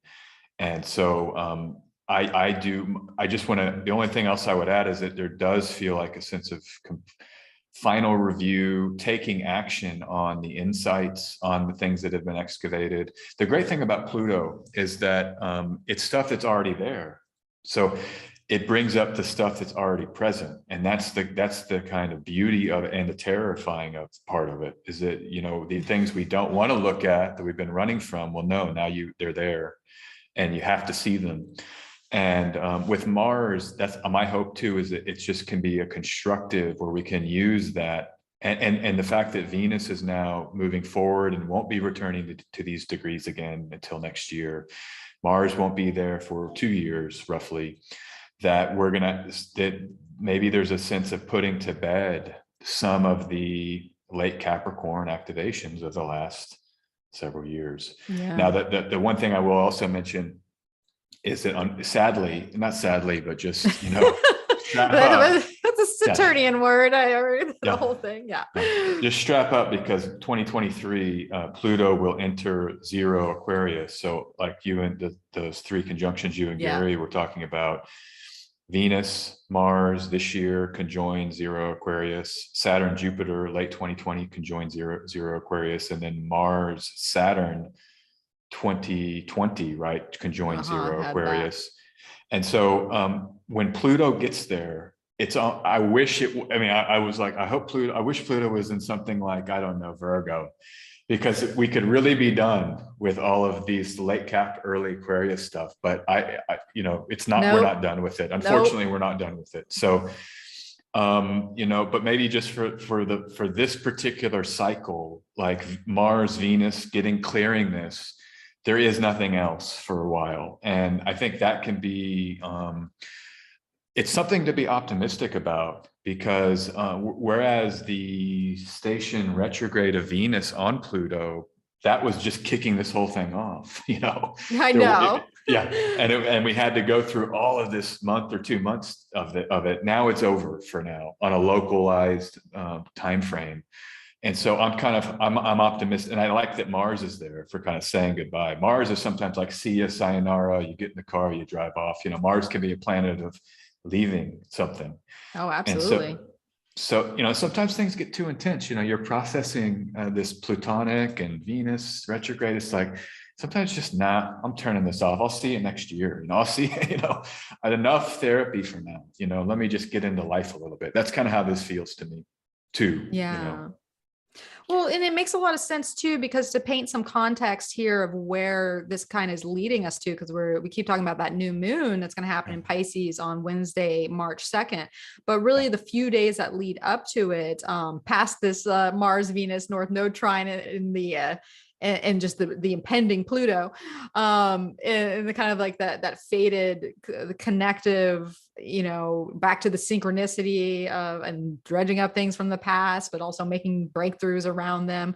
We go into the very dark quality of the balsamic moon with the sun making a sextile to Uranus, with Mercury conjunct Saturn right before the new moon. And so it had, and then of course, Venus, Mars, and Pluto all gearing up to make a conjunction there. And so it has this really, to play off of what you were just saying, a really decisive quality. If we're talking about cutting and running, or cutting whatever that, or the cancerous part of whatever has been, hold on to, or the system or the past or whatever, there is a heaviness, but there's also a very decisive quality, and a very, especially with Mercury and Saturn together, just, and having that higher perspective, hopefully, of the Aquarius energy, to where it sees the bigger picture. It can be impartial enough, or detached enough to be not so mired in the emotional quality of it, or because a lot of times we make decisions or we hold on to things because we're so embedded in whatever that is. But the Aquarius gives us the detachment to look from a farther space, to understand it without it emotionally taking over. And then we have the sun, which is, gets a doorway open to some sort of enlightenment or some sort of realization with Uranus, and what we're building, or what we're working towards, what's the foundation here. So it's such an interesting releasing balsamic phase right before a new moon, it's conjunction city new moon, basically. So wow. Oh yeah. Yeah, no, I mean, just what you point out, it's this feels climactic. It feels like a local top or bottom, or however you want to describe it. If you're going to tell someone goodbye, and you're going to cut your losses, might be where the Aquarian would come in. We're it's just time to cut the losses, because I've thought about it. I've done this detached analysis with Mercury and Saturn and Aquarius. The moon's there. I'm cutting my losses. You snip, and then you get this kind of rebirth on the new moon of maybe the sadness that comes from that. Sometimes we got to let people go, and we got to let situations go, because it's not anybody's bad. It's just that the truth, our deeper reality, Pluto, the nodes, those assert themselves, and it's time to step into something else, and often inspiration comes. This is what's so great about the Aquarian with the Mercury and Saturn together. It's you get to really think well, and think clearly, and think with a mature adult thinking. Where's the adult in the room? This feels very there's a large dose of that. And it really does kind of contain, and it's separated, right? It doesn't aspect Capricorn, it doesn't aspect Pisces. This kind of adult in the room. Now, when the moon's there, it's nice because but during that new moon, even this adult in the room moment, I do feel will be palpably felt, and that we're going to be able to sort of lean into Saturn, Mercury as a as a kind of primary, as a coping strategy. It's how strange is that? Saturn is a coping mechanism, but that's what it can be, that like the old ancient things that have endured time that you can sometimes lean into, like the Bible or a book that's lasted, or Shakespeare. I've been digging into Hamlet recently.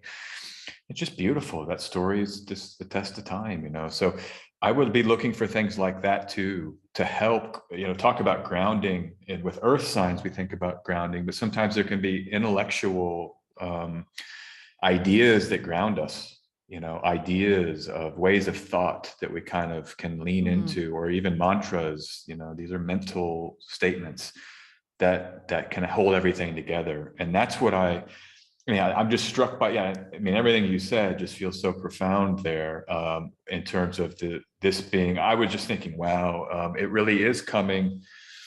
It really is all here, right? All of the stories we've been describing, it's a culmination. It is. And well, and so two things come to mind as you're stating that. The first thing number one with Jupiter, we always want to think Jupiter gives us like the optimism and and it does, it gives us optimism, gives us the hope, it gives us the abundance, it gives us the wisdom, you know, etc.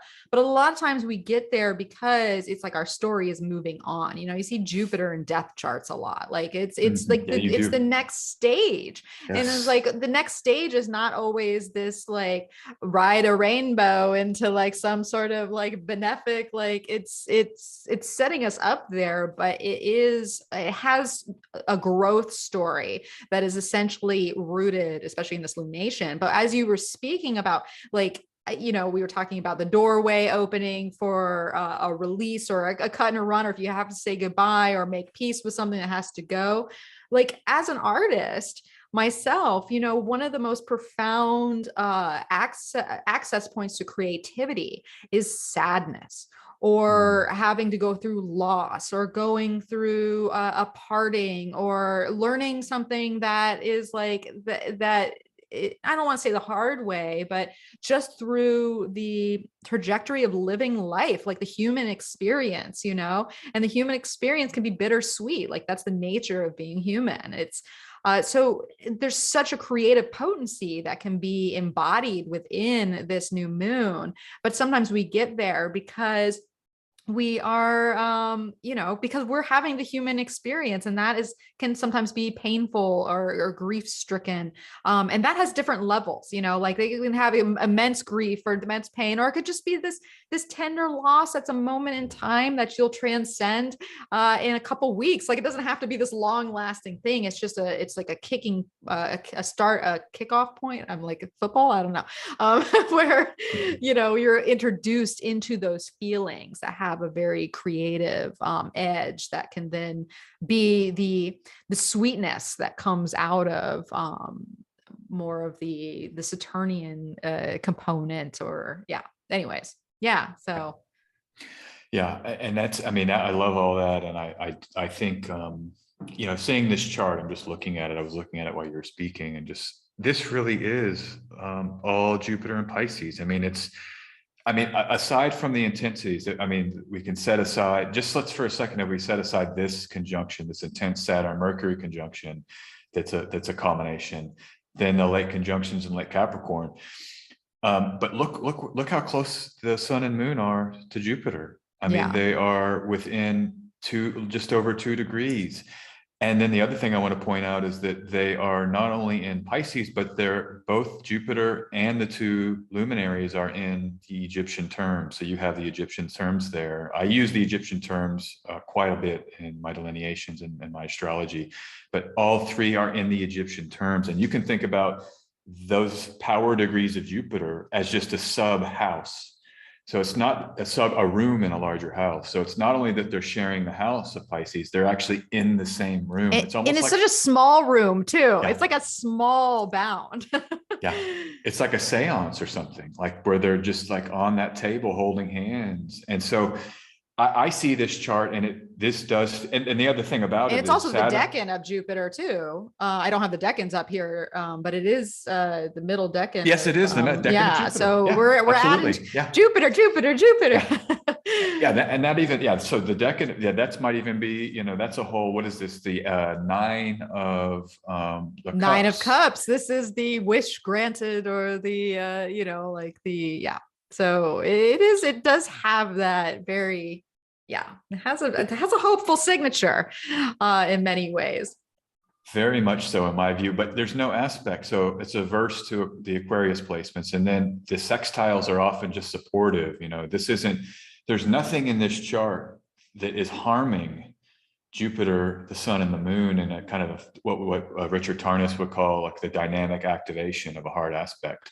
That's not happening here. So this is my favorite new moon. I mean, I think I wrote it in the article I wrote on the 2022 astrology. This is one I put in that article because of how Jupiterian and just powerfully Jupiterian it is. And I would just, I think we've covered quite well the Venus, Mars, Pluto, the Saturn, Mercury, the Uranus squares, but it's worth to me just kind of coming back to Jupiter as well as a kind of overriding feature energetically of this particular moment, and just getting it.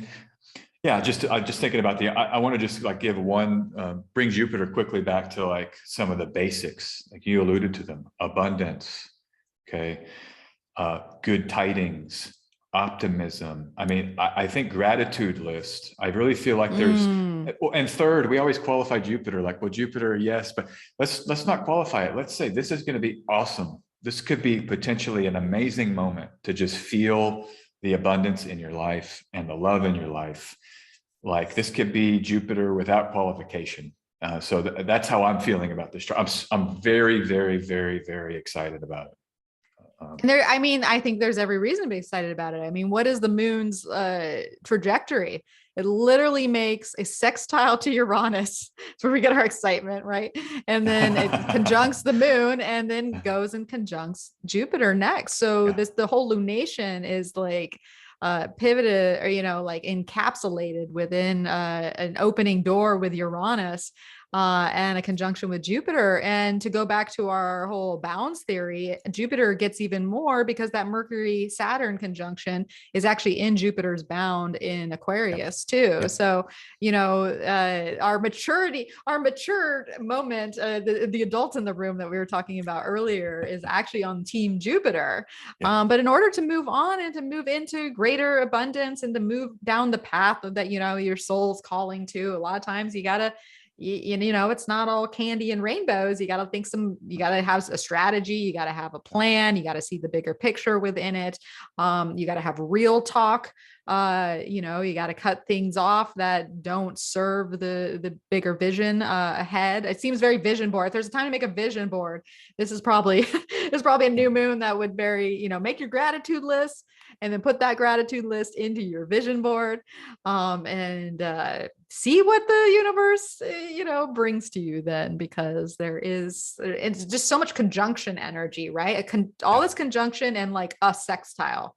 So there's a lot of, there's opening here, even though it's we talked about mutable water earlier and it being like that transcendent phase and that transitionary energy of mutability. But, when you make a transition, obviously that you're on the path to what that start is. And it alludes to everything that you were talking about earlier in the program of what Aries season and then the eclipses that are to come have to bring. So, I'm excited just talking about it. I'm just Me too. I'm pumped. I mean, I'm so pumped for this moment because these conjunctions are, if set aside, now we can, like you set aside Jupiter and the new moon, just these conjunctions are powerful, just as you mentioned, and we've covered them. So, somewhat, but it's like these three features that are all encapsulated here in this new moon syzygy that will capture the energy for the next, 28 days or 29 and a half days. So it's powerful. It's beautiful. Makes me want to kind of tear up as an astrologer. These kinds of moments that are going to be so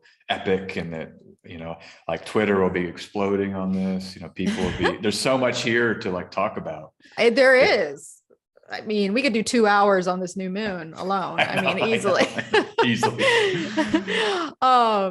So, we have covered a lot with the Venus, Mars, and Pluto meeting, which is what happens right after, right after this new moon. They perfect on March 3rd there. But there's something to be said about just March 2nd and March 3rd, because, obviously the moon's trajectory has us moving through the conjunction to Jupiter, a conjunction to Neptune. We're getting an inkling into Jupiter Neptune conjunction that's happening. That same day that we have Venus, Mars, and Pluto all meeting, this moon in Pisces is making a sextile to that period, or that conjunction. And really that adds more to it too. Like, we have these flowing aspects with it, and it's these little seedlings that are really feeling into this potent energy. And the sun is basically conjunct Jupiter at this time too, Yeah. on the 4th. And so Gosh. this almost feels like the realization, because obviously the new moon, we seed into it's a little bit quiet. We want the moon to have a little distance from the new moon position, so it doesn't have that combusted quality. But how perfect is the SJ to have the sun and Jupiter meet right as the moon is far enough away and in Aries? Like, it's if that's not a fresh, like, so whatever was going on the days before, it's like what kicks off now. It's like, yeah. Yes. Oh, yeah. This does feel now, as we get into a waxing phase, we're starting to clear what has been, this retrograde winter, you might want to call it. I've been calling it that. I've also been calling it, overweight Saturn winter, whatever you want, if you want to call it that. Just because we had 6 of the 7 traditionals in Saturn ruled signs. And now that's beginning to loosen. But this waxing phase, Mercury has not only cleared its shadow, but now cleared Saturn in Aquarius. So that's nice that part of this, maybe Saturn hemming in Mercury is completed. So shortly after this conjunction, Mars and Venus will come in to Aquarius. That will be a shift out of Capricorn that happens shortly here during this waxing cycle of the moon. And so I do think this will be a nice shift out of we're not quite there yet. We're not home yet, but we're almost there. We only have Saturn's day sex sign of Aquarius to clear with Mercury, Venus, and Mars. Mm-hmm. And they'll begin clearing them, I think, during this waxing cycle. I think Mercury does come into Pisces on the 9th of March, so it's not too much longer, and that will be a big shift for sure. So now we'll have a stellium, a transiting stellium in Pisces now, as opposed to having a stellium in Capricorn and then a stellium's in Aquarius. We'll get that stellium now in Pisces if we just have we get like 3 days of like Aquarius central, basically from March 6th to March 9th. And it's interesting to see that the moon, so basically we have the third conjunction of Venus and Mars meeting, and the final one for quite some time, and it's right there on the Jupiter Saturn point. And how perfect is it that we just happen to have the moon in Taurus square it to the minute of this, oh my goodness. And so it makes me wonder if the actual conjunction itself this is when I get nerdy, has this signature in it. I think it does. Oh, we'll see if the moon has it's at 29 Aries, degrees Aries. That's funny. But there's something to be said about the moon kicking it off. But Venus's moon, right? That is Venus territory over there in Taurus. So there is, I think we're going to get an insight into whatever it is that is conjuncting and starting, because the moon in Taurus is going to give us some feedback as to what's activating from this second position of a conjunction. Yeah, and I think it's this moment is very interesting to juxtapose with the moment we talked about before, where we had the Libra moon waning and then the Scorpio moon waning, Yeah. while Mars and Venus were very close together in Capricorn. So that's a waning moon, which is a kind of turning down or letting go. Capricorn is the night sign, the earth sign, which is not as oriented towards, the future, or for, real dynamic activity. On the one hand, I mean, arguably. And so this comes where you have now a waxing moon in Mars, first Mars ruled sign, Aries, and then in a Venus ruled sign, Taurus, right as Mars and Venus shift into the active Aquarian posture. And so this may be where, you've said goodbye and now you're on the road, and that maybe you're finding that rebound relationship. No, I'm just it is Pisces season.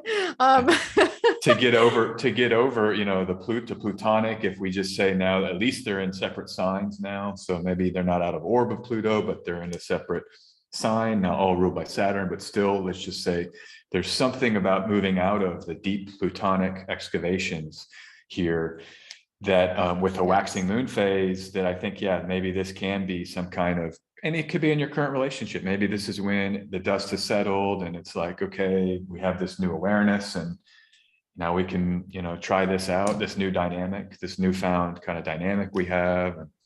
Well, you talk about this new awareness, you talk about hitting the road. What's happening at the same time? We have Mercury at the bending of the nodes.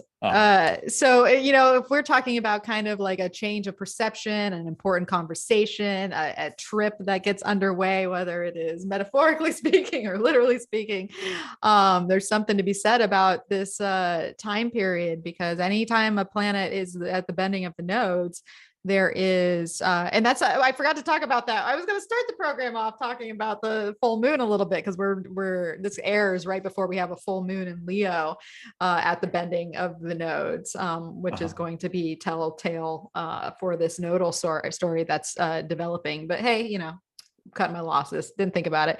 But having Mercury here during this waxing phase, just everything you were just describing, seems very important for something that is being kicked off, or a turning point, or a decision, something along those lines, or information that is in this small window of Saturn period, with all 4 planets in Aquarius. But yeah, for sure. And I think, the south bending here takes on maybe the feature of Ketu. And so, that's kind of a killjoy a little bit. I honestly seeing that maybe I'm a little ahead of myself. You just get a little less excited.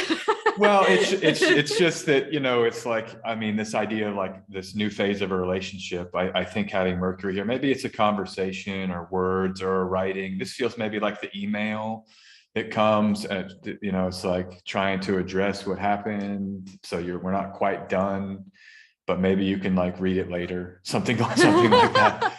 Wait till the moon is in Gemini. Maybe that's we'll have first quarter in Gemini on March 10th. So I feel maybe some of the more of that correspondence will happen then. But it is interesting how the moon is back to where it is as we're talking now, with its conjunction with Uranus there. So it does have this kind of Uranus Saturn lead up that gets us to the Mercury bending moment. But but we need all these things. We need form, we need decisiveness, we need we're looking for those synchronicities we're talking about earlier, where information comes in, you meet the right people, you go to the right places, and it changes the story. So that's essentially what feels like it's happening more than anything, rather than placing a good or bad judgment on it. It's just something around the story itself is ready to shift, and there's information or perceptions that are part of that change. I think. I think so.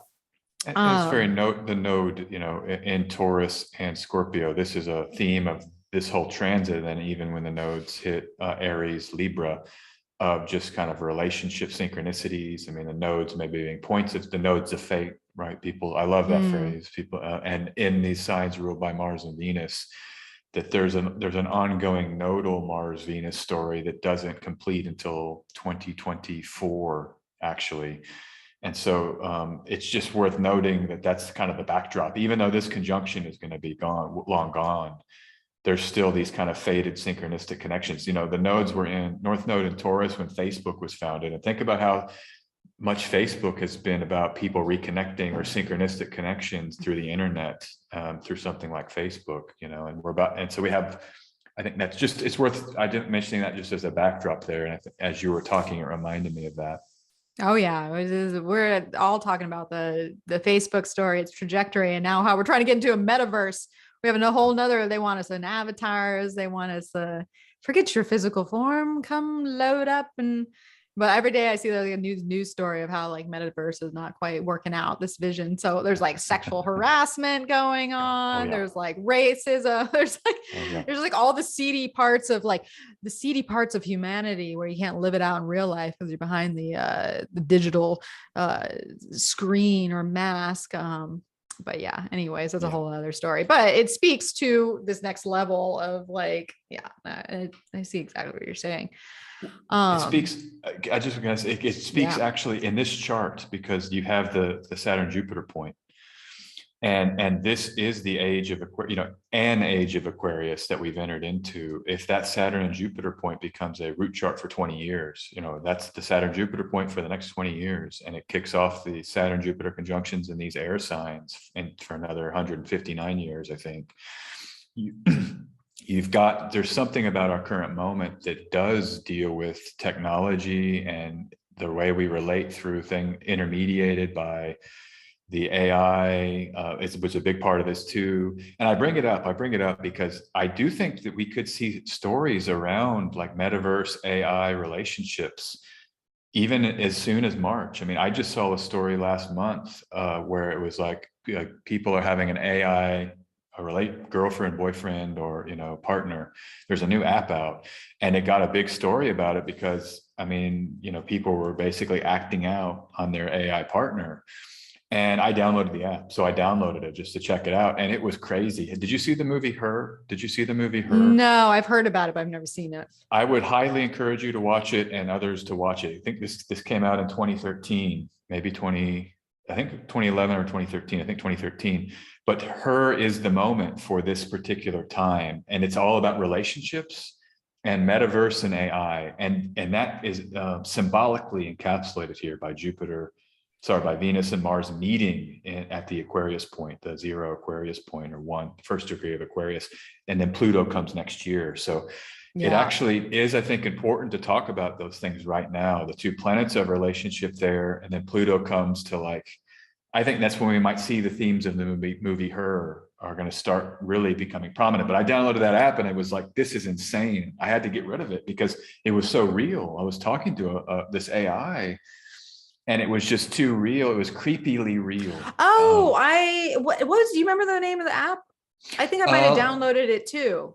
Let me see here. I saw someone working. Oh God, what was it? And I was talking to this one AI woman, and I didn't like what she was bringing back to me. I was trying to stump her. I was trying to. Here's the app, and it's that the article is men are bragging about abusing their AI bot girlfriends, and that was the headline. It's called Replica is the app. And I downloaded it, and the thing was just, it's the best I've ever seen. I mean, the AI had an avatar and it was responsive, and you know, I was like, wow, I've got an AI girlfriend. And then I was like, wow, that's true. And then it was like the next, and it just got too intense too quick. And maybe it's my addictive personality or something, but I just deleted that thing. And this is the kind of stuff that's emerging now during this period with Saturn in Aquarius and the Mercury stationing retrograde in Aquarius, but going over that point, and now Venus and Mars will be here in March. So I would look for more stories around this. And maybe the way to think about it is how are you preparing? How am I preparing? How is everybody preparing for a real, the explosive expansion of metaverse AI. What's the other term for it that people would use before metaverse? It was like Second Life. That was a whole video Oh game. yeah, yeah. Remember that. Where you have a kind of alternative digital worlds that you actually spend time in. I mean, people are buying property in these digital worlds and making millions of dollars Yeah, I've currently. seen a lot of headlines for that because who's getting in Yeah. at the time of this start, and it really speaks to all the squares that are happening to Taurus and Scorpio now with Yeah. the and we're trying to and trying to figure out and the way that it's like dipping and upping the market at the same time. Like there's still so much volatility within that. What's real, what's the real value of this? It's hard to put a value on something that is not tangible or digital space. There's a lot of security issues that are tied up in all this when you talk about like a woman getting on metaverse and she was only on there for a couple seconds and she was already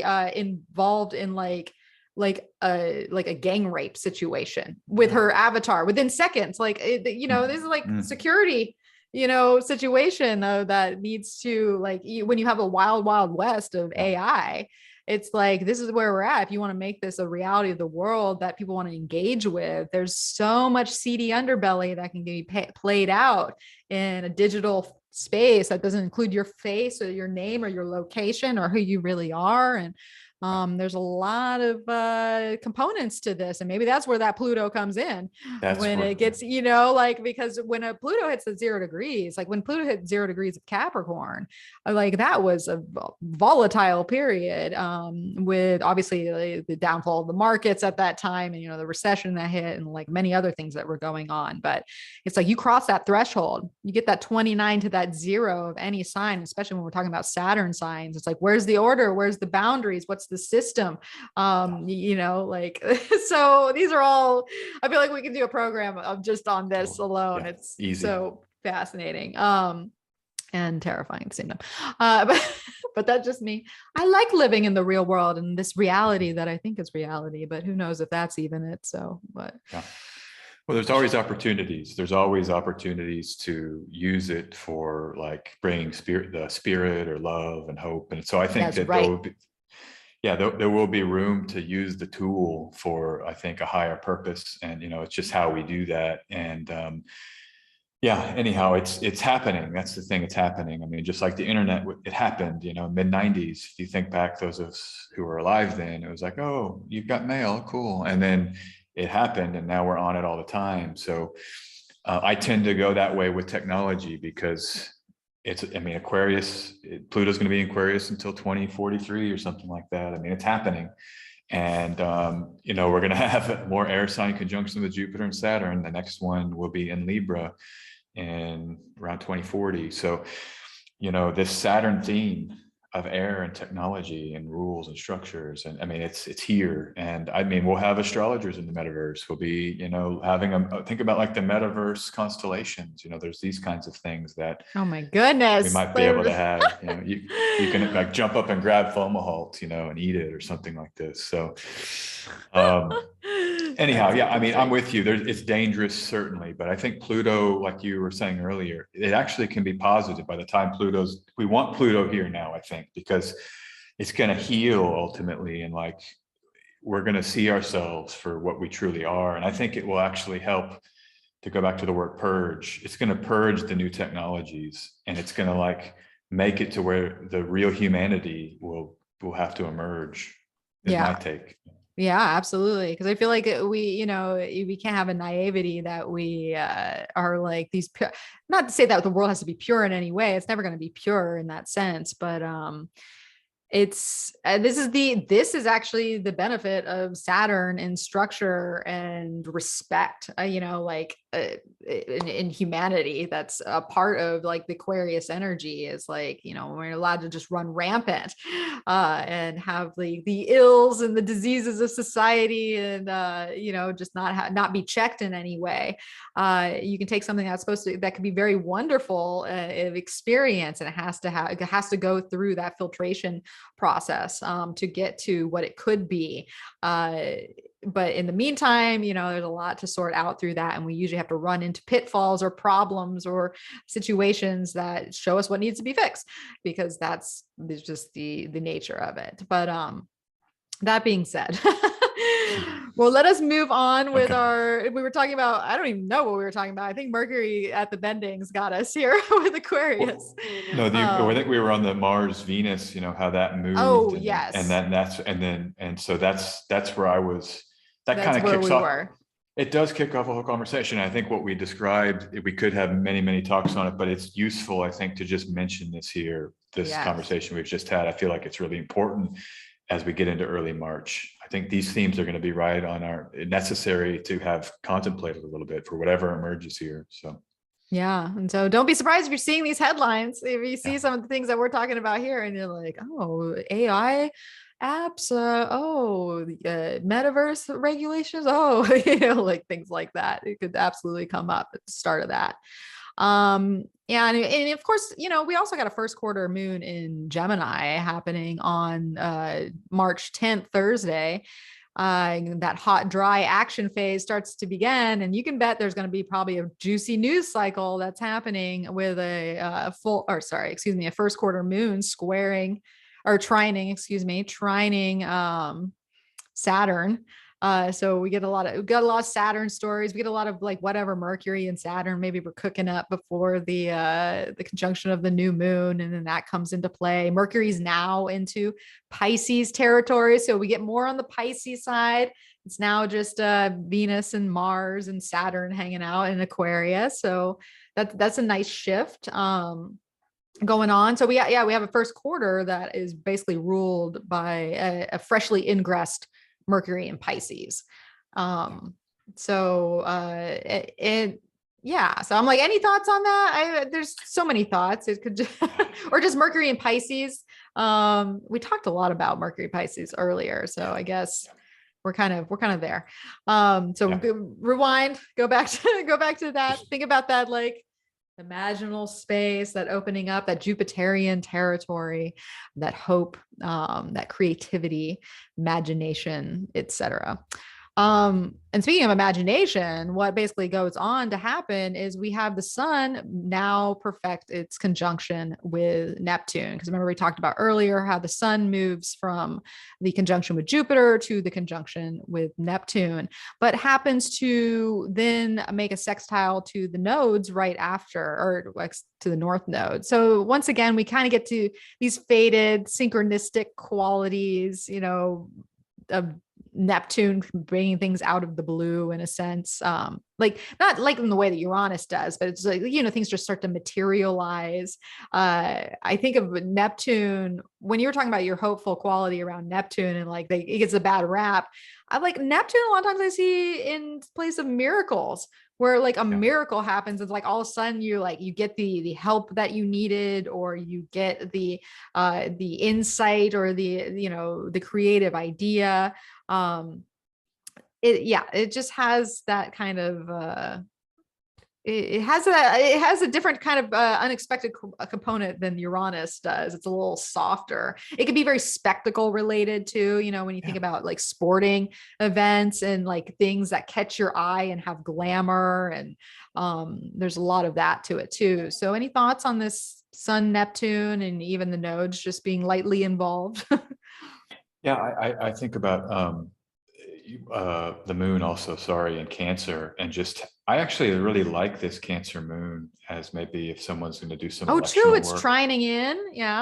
It's trining in, and it's home in Cancer. So to me, this chart, where I would go is finding the nurturance side of whatever is happening with the spectacle or with the Neptunian. I think one thing I like to, when I think about Neptune, like the Matrix, so you've just seen the Matrix, the idea that the reality can be kind of malleable. It's the, we kind of realize we're in a Maya, and as the Vedics would say, it's illusion, and so maybe that what we see is not even here, or that it's a little bit more malleable than than we otherwise thought. And so with the moon in Cancer, I don't know, I think, where is home, and I just go back to the spiritual stuff that we talked about earlier with like finding home in the heart or home in the spirit. There's some kind of place of home that is reliable, even in a reality that might not be real, or that might not feel. There can be these epiphanies, right? Sometimes you're like, wow, there's all these rules, and I'm born, and I have to eat, and these kind of real mundane things. But when we see beyond that, sometimes it can be destabilizing, just like a bad trip. I need to go back to that analogy. If you're blowing yourself out with a really large dose of mushrooms, for example, there's something terrifying. And you do then have to find like that some kind of core until the mushrooms pass, and so that's, I don't know. These are just some thoughts here. I know I'm kind of repeating myself. No, but I'm going back in time because I've been there. I've been on that trip before, and you do have to find like, there's like a strength and a resilience that you have to find within to like, get you through this psychedelic moment where you're convinced that, you might never leave it, or this could be it. Like you have to find that, there's resilience, I guess, is the way that to get through that trying moment. And childbirth, just to throw that, because that's kind of I've never, have you gone through a childbirth in your life? No, I have not. But they say it's like a psychedelic, and it's where it's almost otherworldly because, but it's like this part of the Cancer energy. It can be what you just said about finding something to like ground.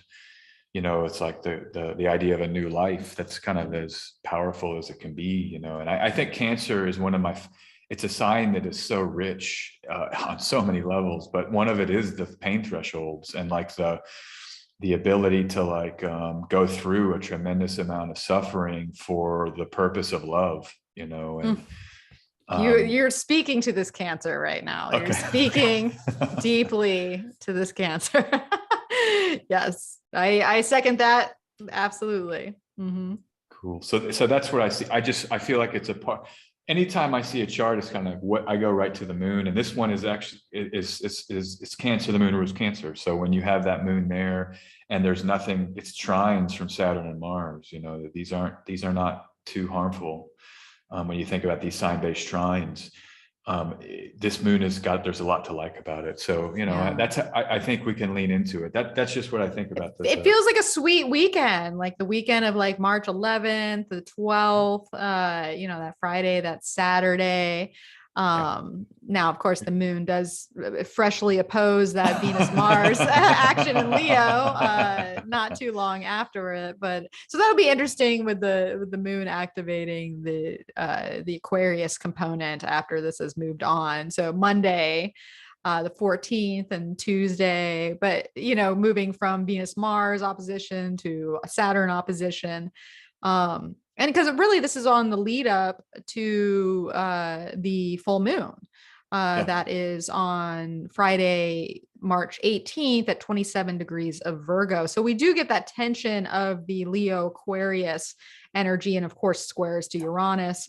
So, Monday, Tuesday can be very activating in those zones. You're definitely gonna know all about, and Leo seems to be like that kind of release point or an interesting point within 2022, because there's not a whole lot of we've just got so much dynamic in the fixed signs of Aquarius, Scorpio, and Taurus. And so it's like, where does the Leo come in? And I think this is one of the first times where, especially with a really waxing hot and dry moon, where we're going to really feel what Leo brings to the table of the nodes and the Saturn, Uranus, Venus, Mars, etc.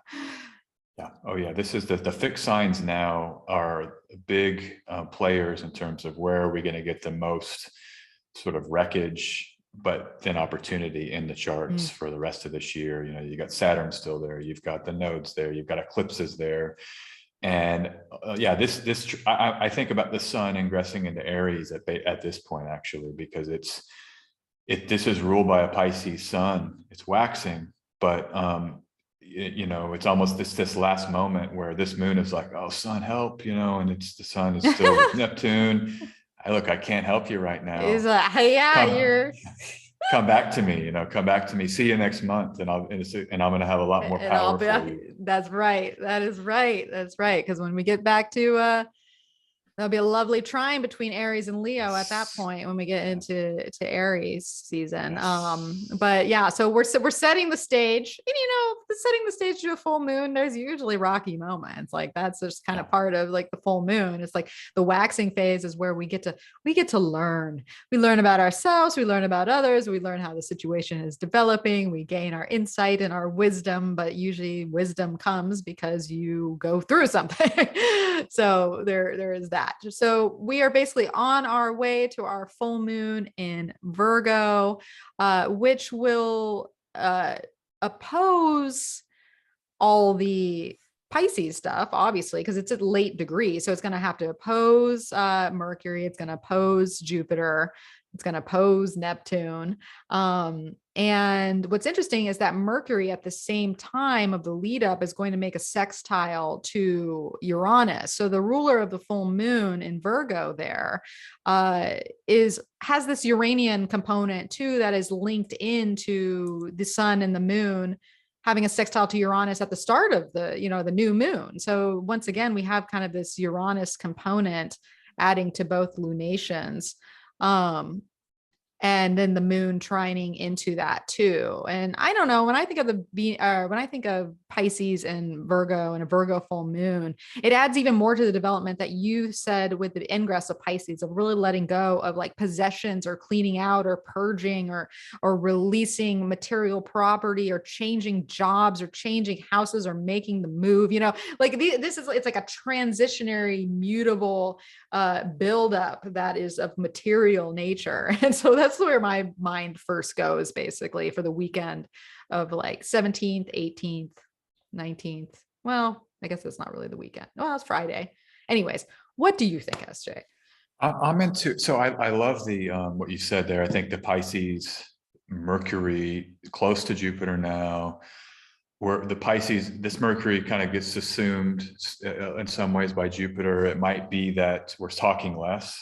Even I think that this can be, think about when you're having, and I'm going to do one more time because I do think it's a fitting analogy for Pisces. But if you are on a psychedelic, and this is probably just the time to just give the caveats. Don't do psychedelics. If you are, find someone who's an expert who can teach you how to hold space in a healthy way, even get with a professional. There's burgeoning professional psychedelic practitioners. That's how I recommend you engage with psychedelics. Okay. But sometimes there's the verbalism dissipates, and it's time to just not maybe talk and just feel, or, see the colors, or just even like syllables, so expressing syllables as even opposed to words. I think about chanting, like Om. So much of that is you're feeling things in the body, the vibration, the vocal cords, the vibration. So this feels less verbal to me. And then the other thing I just want to say, Mars plays a role. Mars is ruling both the sun and the moon. If we go back to the Egyptian terms, which is one way that I examine newer full moons, is I always like to check out that term ruler of the moon. And Mars in Aquarius is one that I'm a little, this is one of the transits, you think about the exalted Mars in Capricorn and how constructive that can be. When Mars comes into Aquarius, I do feel like there can be kind of butting up against the limitation.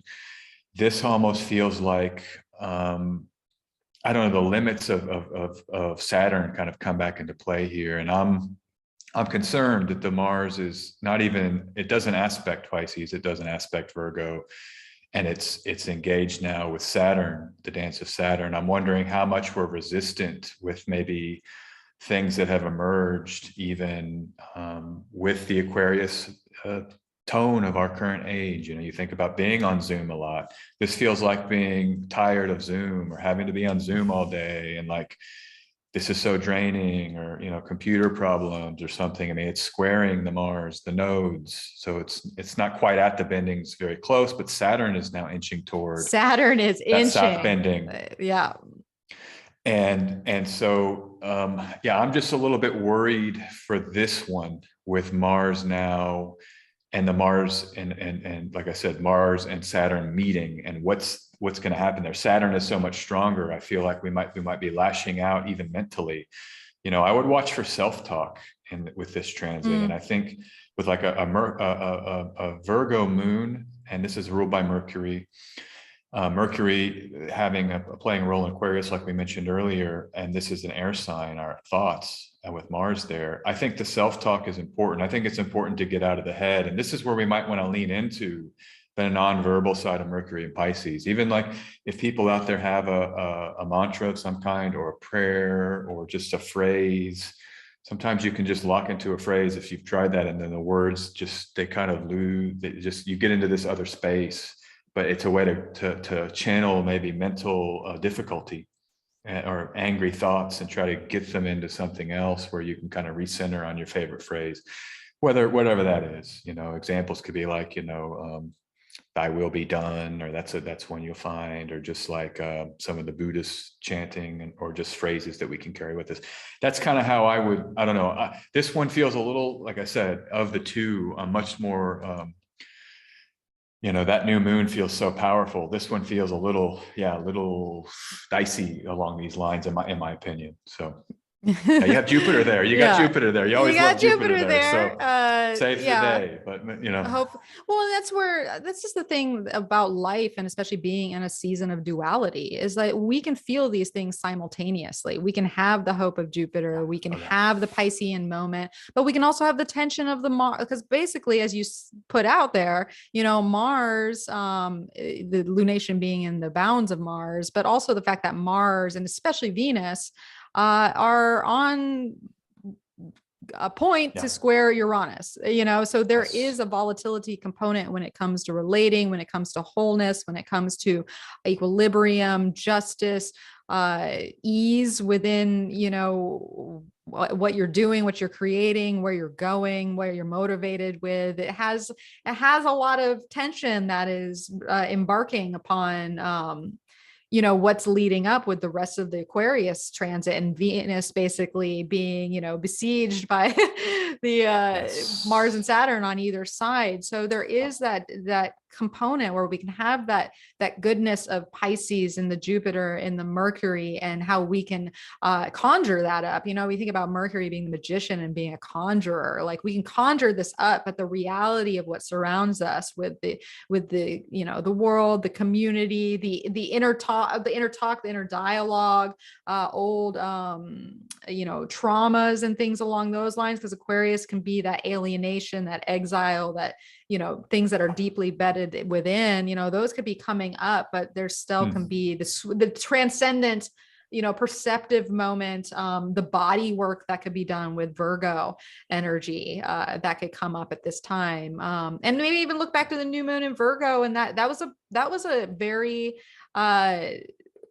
potent, like, grand trine new moon that happened back in September. And like, my whole life changed in an instant at that new moon back in Virgo. So I, maybe could look back to that time too. There could be a culminating story that is part of that energy as well, in a different way. If you follow, like, there's different ways to follow the lunar cycles, we have the lunar families, etc. But I have found that there is some validity to looking at the new moon of that, the preceding new moon of that sign, and then the full moon that's 6 months later. So just see where that lands with you. But I mean, that's essentially this is what leads us out of Pisces season, is that we have Venus squaring Uranus on the 19th, the day after. So, we have a little bit of a hairy Friday, Saturday. Things are moving along. We've got that duality at place. We got excitement within relationships, and just our sense of balance and value. There's a shifting quality going on there.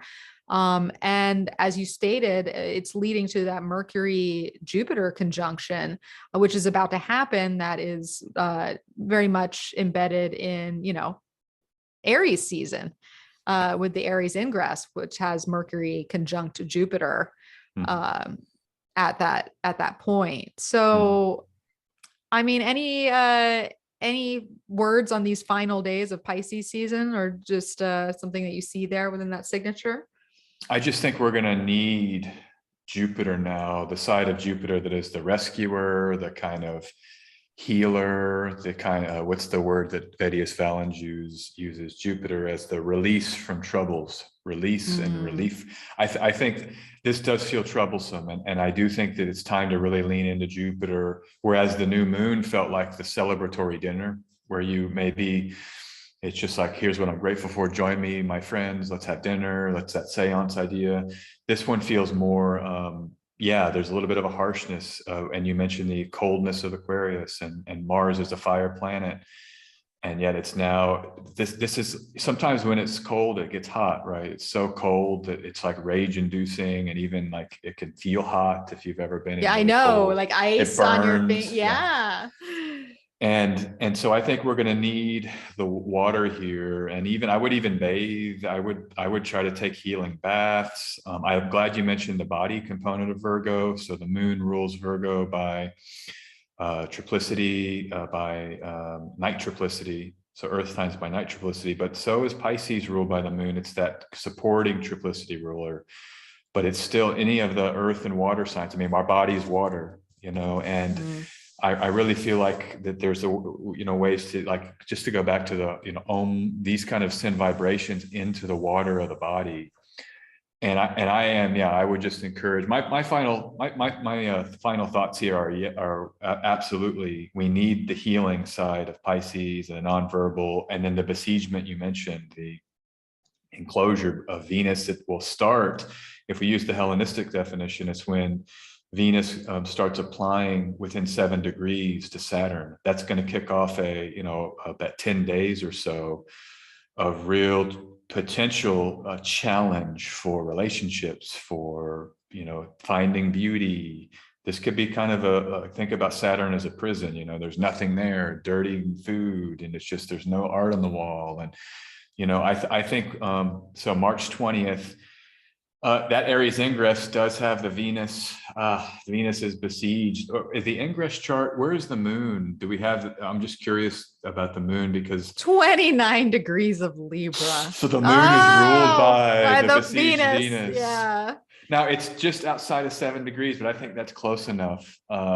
It's within, this is nasty. This is nasty. And I would just, I think we're, so my thing is leaning into Jupiter, like let the Mercury Jupiter conjunction do the heavy lifting in this chart. And we're going to need it. We're going to need it a lot for, looks like all of 2022. My gosh, I didn't notice that in the ingress. I was focused more on, I don't remember what I had written about. There was a feature that I was struck by, but still, this is, it feels quite hostile, might be a word that I would use, and hostile to things that are pleasant, so I just repeat, leaning into that Jupiter feels hopeful to me, feels like the hopeful side of all of this. We're going to need it, and we're going to need it bad. And even the Neptune. So to go back to, like, this is a triple conjunction in a way. It's within 5 degrees, Venus, Neptune, and Jupiter.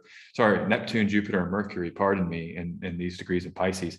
I think we can go back to the matrix as an analogy, where you can start seeing like the code. That's might be the Neptune, but that's the truth, right? And it's a way to communicate where it's not quite logical. And we're going to need this kind of matrix style perceptive abilities, I think, to process this maybe hostility that's found here in Aquarius. This is concerning to me, Melissa. I'm concerned. He looks concerned. Well, and I think I love the way you're taking this, though, because, Venus is besieged there, but she is in, the bounds of Jupiter. Jupiter and Mercury are both in these very tiny bounds of Mercury, with Jupiter on side. So leaning into Jupiter, as you're saying, keeping the mind on Jupiter, keeping Venus within the realm of what Jupiter is trying to teach or is trying to lead, or the path that's being created, even though the times are rough within it, or there's the hard aspects that are part of it. It does seem like it does come back to Jupiter in the sense of just getting our perception attached to that, because perception is a big part of Aquarius and in air. And so even though it's not, I mean, it has Mercury as that triplicity energy that's there. But if we're dealing with any air sign, we're dealing with a 29-degree, Libra moon, like even though they're not ruled by Mercury per se themselves, how we are perceiving something, how we're communicating, what we're learning, what we're taking in, what we're deciding, that still plays a big role into it there. And so we have to lean into the Jupiter, but also not lean into it so much that we get detached enough from reality that we are not fully like engaging with the more unsavory or the more difficult aspects of what it is that we're engaging in. So it's trying to find a balance, and that might be part of that Libra moon that is like, we're dissecting basically the Aries ingress at this point, but yeah. There is that. And if there's one thing we say about Pisces energy, and granted we're in Aries now with the 0 degrees sun there, but Pisces with the Mercury Jupiter action, and then of course the Neptune that's coming, is that this is a Jupiter ruled sign. It's not one that is known for balance. It's known for excess. It's known for a lack of boundaries. And so finding a level of boundary with Saturn that is so present and Mars pushing that agenda, and the lack of it with Jupiter and them being an aversion to one another, I think that's just going to be the hardest aspect of finding the balance between that. And it's going to take a little bit of a creative dance and probably an experiential situation, and the instinct that we were talking about earlier with Aries coming in there. But what an ending to Pisces season. It's yeah, and it's not all bad. It's not all bad. It's just, it's a moment in time. It does set up things for certain Aries ingress. And we're talking, if we do mundane astrology and talking more political based things, that's a whole nother thing. But when we're talking about your own life, it's a little different there. Yeah, it is an election year, but without going too much into that, I just want to point out the one thing that might also help is Mercury in its own Egyptian terms. And so these are the power degrees of Mercury in Pisces. I think this is the time where we can actually like put pen to paper, the poetic thoughts, the flourishes, we can actually get them down and maybe get them in a more of a tangible form. And so I kind of like having Mercury there for the expressive powers of the truth and the epiphany and all of the kind of wisdom and hope and visioning that Jupiter's bringing. There is an ability to tangibly and kind of bring form to them in a constructive way. And so when I say lean into Jupiter, I think we lean into Mercury too. They're with Jupiter, and in those, great mentioning that, because that's very important in my view, that they're in the Egyptian terms, both of Mercury. How are we going to bring, you come back from the trip and a lot of times people are like, oh my gosh, I got the secrets to life. I've got to share these, and then maybe this is the time where you actually do write down a few of those thoughts. So you do try to kind of bring it into a paragraph or something that expresses what you went through so that you can hold on to that and use that, So yeah, this is interesting. This is going to be, so if I just have doing this whole period, this whole season with you, I really do feel like it gets rougher at the end. And then, like this is really where it's going to be quite the end of Pisces season. It gets really sort of real in some ways that it hadn't before. And the middle pocket, that new moon, to me feels like the kind of the best opening right around that time. But anyhow, this is it's just cool to break something down like this with you, because I don't really I haven't done astrology quite like this. I break things down differently every week on my channel, but not quite in this way where you can see a whole solar month. And it really does, it's cool to do it because you can see, I'm seeing the flow of an energy in a way. It brings it alive. Like it's, I always end the program of the seasonal programs, and I have a whole new take on what it is that I'm engaging with. And the creative process that comes from two people talking it out too, and like having the insights. And so it's fun and it's very informative to do. Wow. So I hope the listeners like it out there too. Even as an astrologer, the people think we're so informed. Well, we are in our own ways, but this is very helpful for a working professional astrologer to do it like this as well. Because I'll bring this to my clients now. I have a Exactly. whole better sense of what's happening. Context. It's context for readings. So it's wonderful. Well, okay. So before we go, I always put, our guests on the spot with the one word, if you had one word, only one, to describe Pisces season, what would it be? I think I'm going to say, I'm going to go with release. Release. I'm going to use that. I think it's and I'm leaning here on how much of a main player Jupiter is for all of Pisces season, being in Pisces, but then a new moon right with Jupiter, in the terms of Jupiter, with Jupiter. So I'm going to say release, and just release, I would just as a verb, as a noun, all of it. Yeah, I think it's an apropos word for sure. I think we're definitely going to be doing that. Yeah, it's a hard one, especially it's almost like there's no words, right? We talk about Pisces and like the mute quality, and it's like maybe there isn't a word. It's not even one. It's it's a feeling. Ineffable. Oh my gosh. I feel like I would just say feel.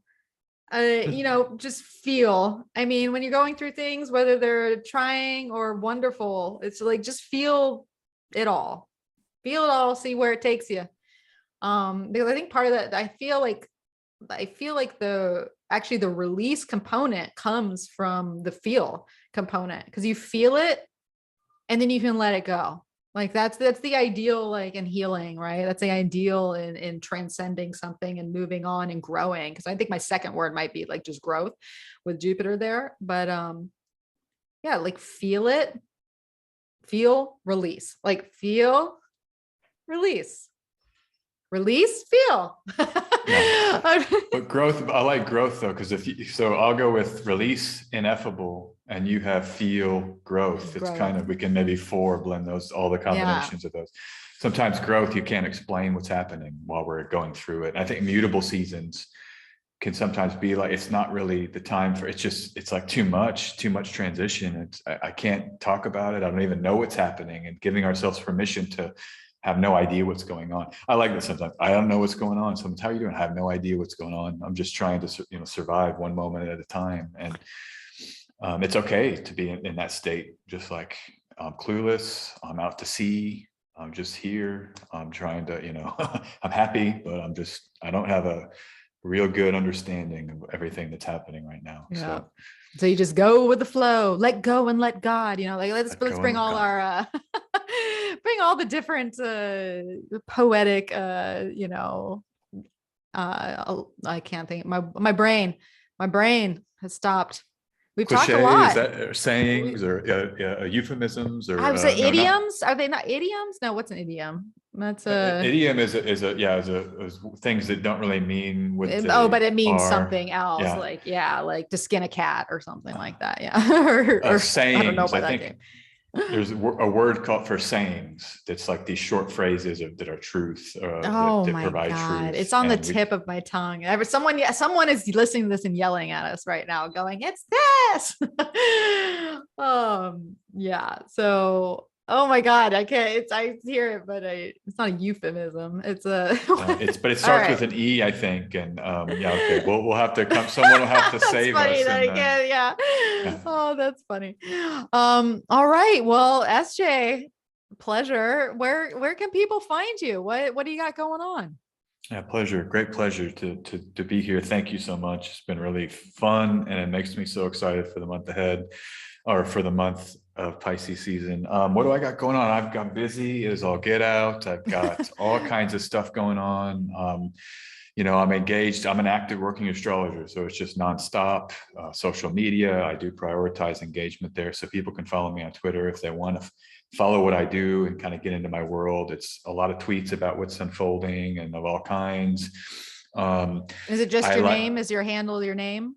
SJ Anderson 144. So it's SJ Anderson, but then that 144, 12 rising signs, 12 house placements for the ruler of the rising sign multiplied together is that 144 Yeah. combinations. And there's all kinds of other reasons why I picked that number, but my name was taken, so you have to pick a number then, or do the underscore game. I don't want to do the underscore thing. No. I just want names and a number. But yeah, so Twitter is a great place to find me. I watch my YouTube, so I break things down in my particular style with my astrology, which we're all different, right? We all focus on a little different things, but people can find me that way, come into my world that way, my astrological world.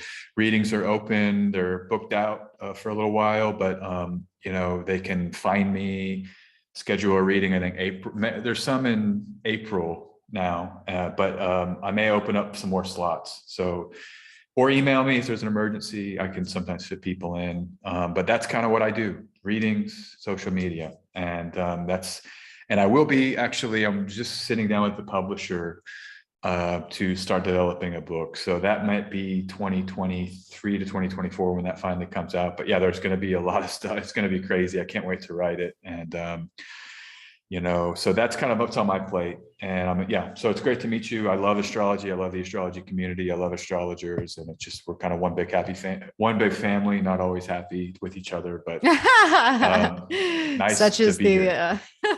such is the arena of opinions. That's what happens. Yes. But yeah, so all right, well, you can find me over at energeticprinciples.com, and I always do a blog post for each guest and program, so I'll be sure to share SJ's information there so that you can follow up with his active Twitter feed and beyond. You can also find me on Instagram at Energetic Principles. I think SJ, you're on Instagram too, but I think you're more of a Twitter person. Yes, I just put photography on Instagram. It's kind of my private space for social media. My stories will include some cross posts from other people that reference my astrology on Instagram. Those will appear in my stories. Just want to say same handle on Instagram, SJAnderson144. My website, sjanderson144.com. Oh. So you can just go there. It's all the same. It's just put that .com on the end. So. Just keep it in your mind. That's how I do it. I'm like, any platform I've been on, I've like taken Energetic Principles right away. I'm like, a new platform, just take the name. Consistency is key.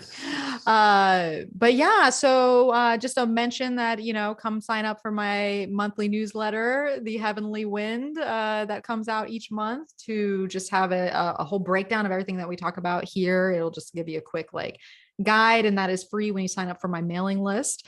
And yeah, if you enjoyed this program, share it with a friend, spread the good word, you know, put it wherever you think that it'll be valuable for another to hear. Leave a review wherever you listen to the program, to help it raise in the ratings of iTunes and Spotify and such.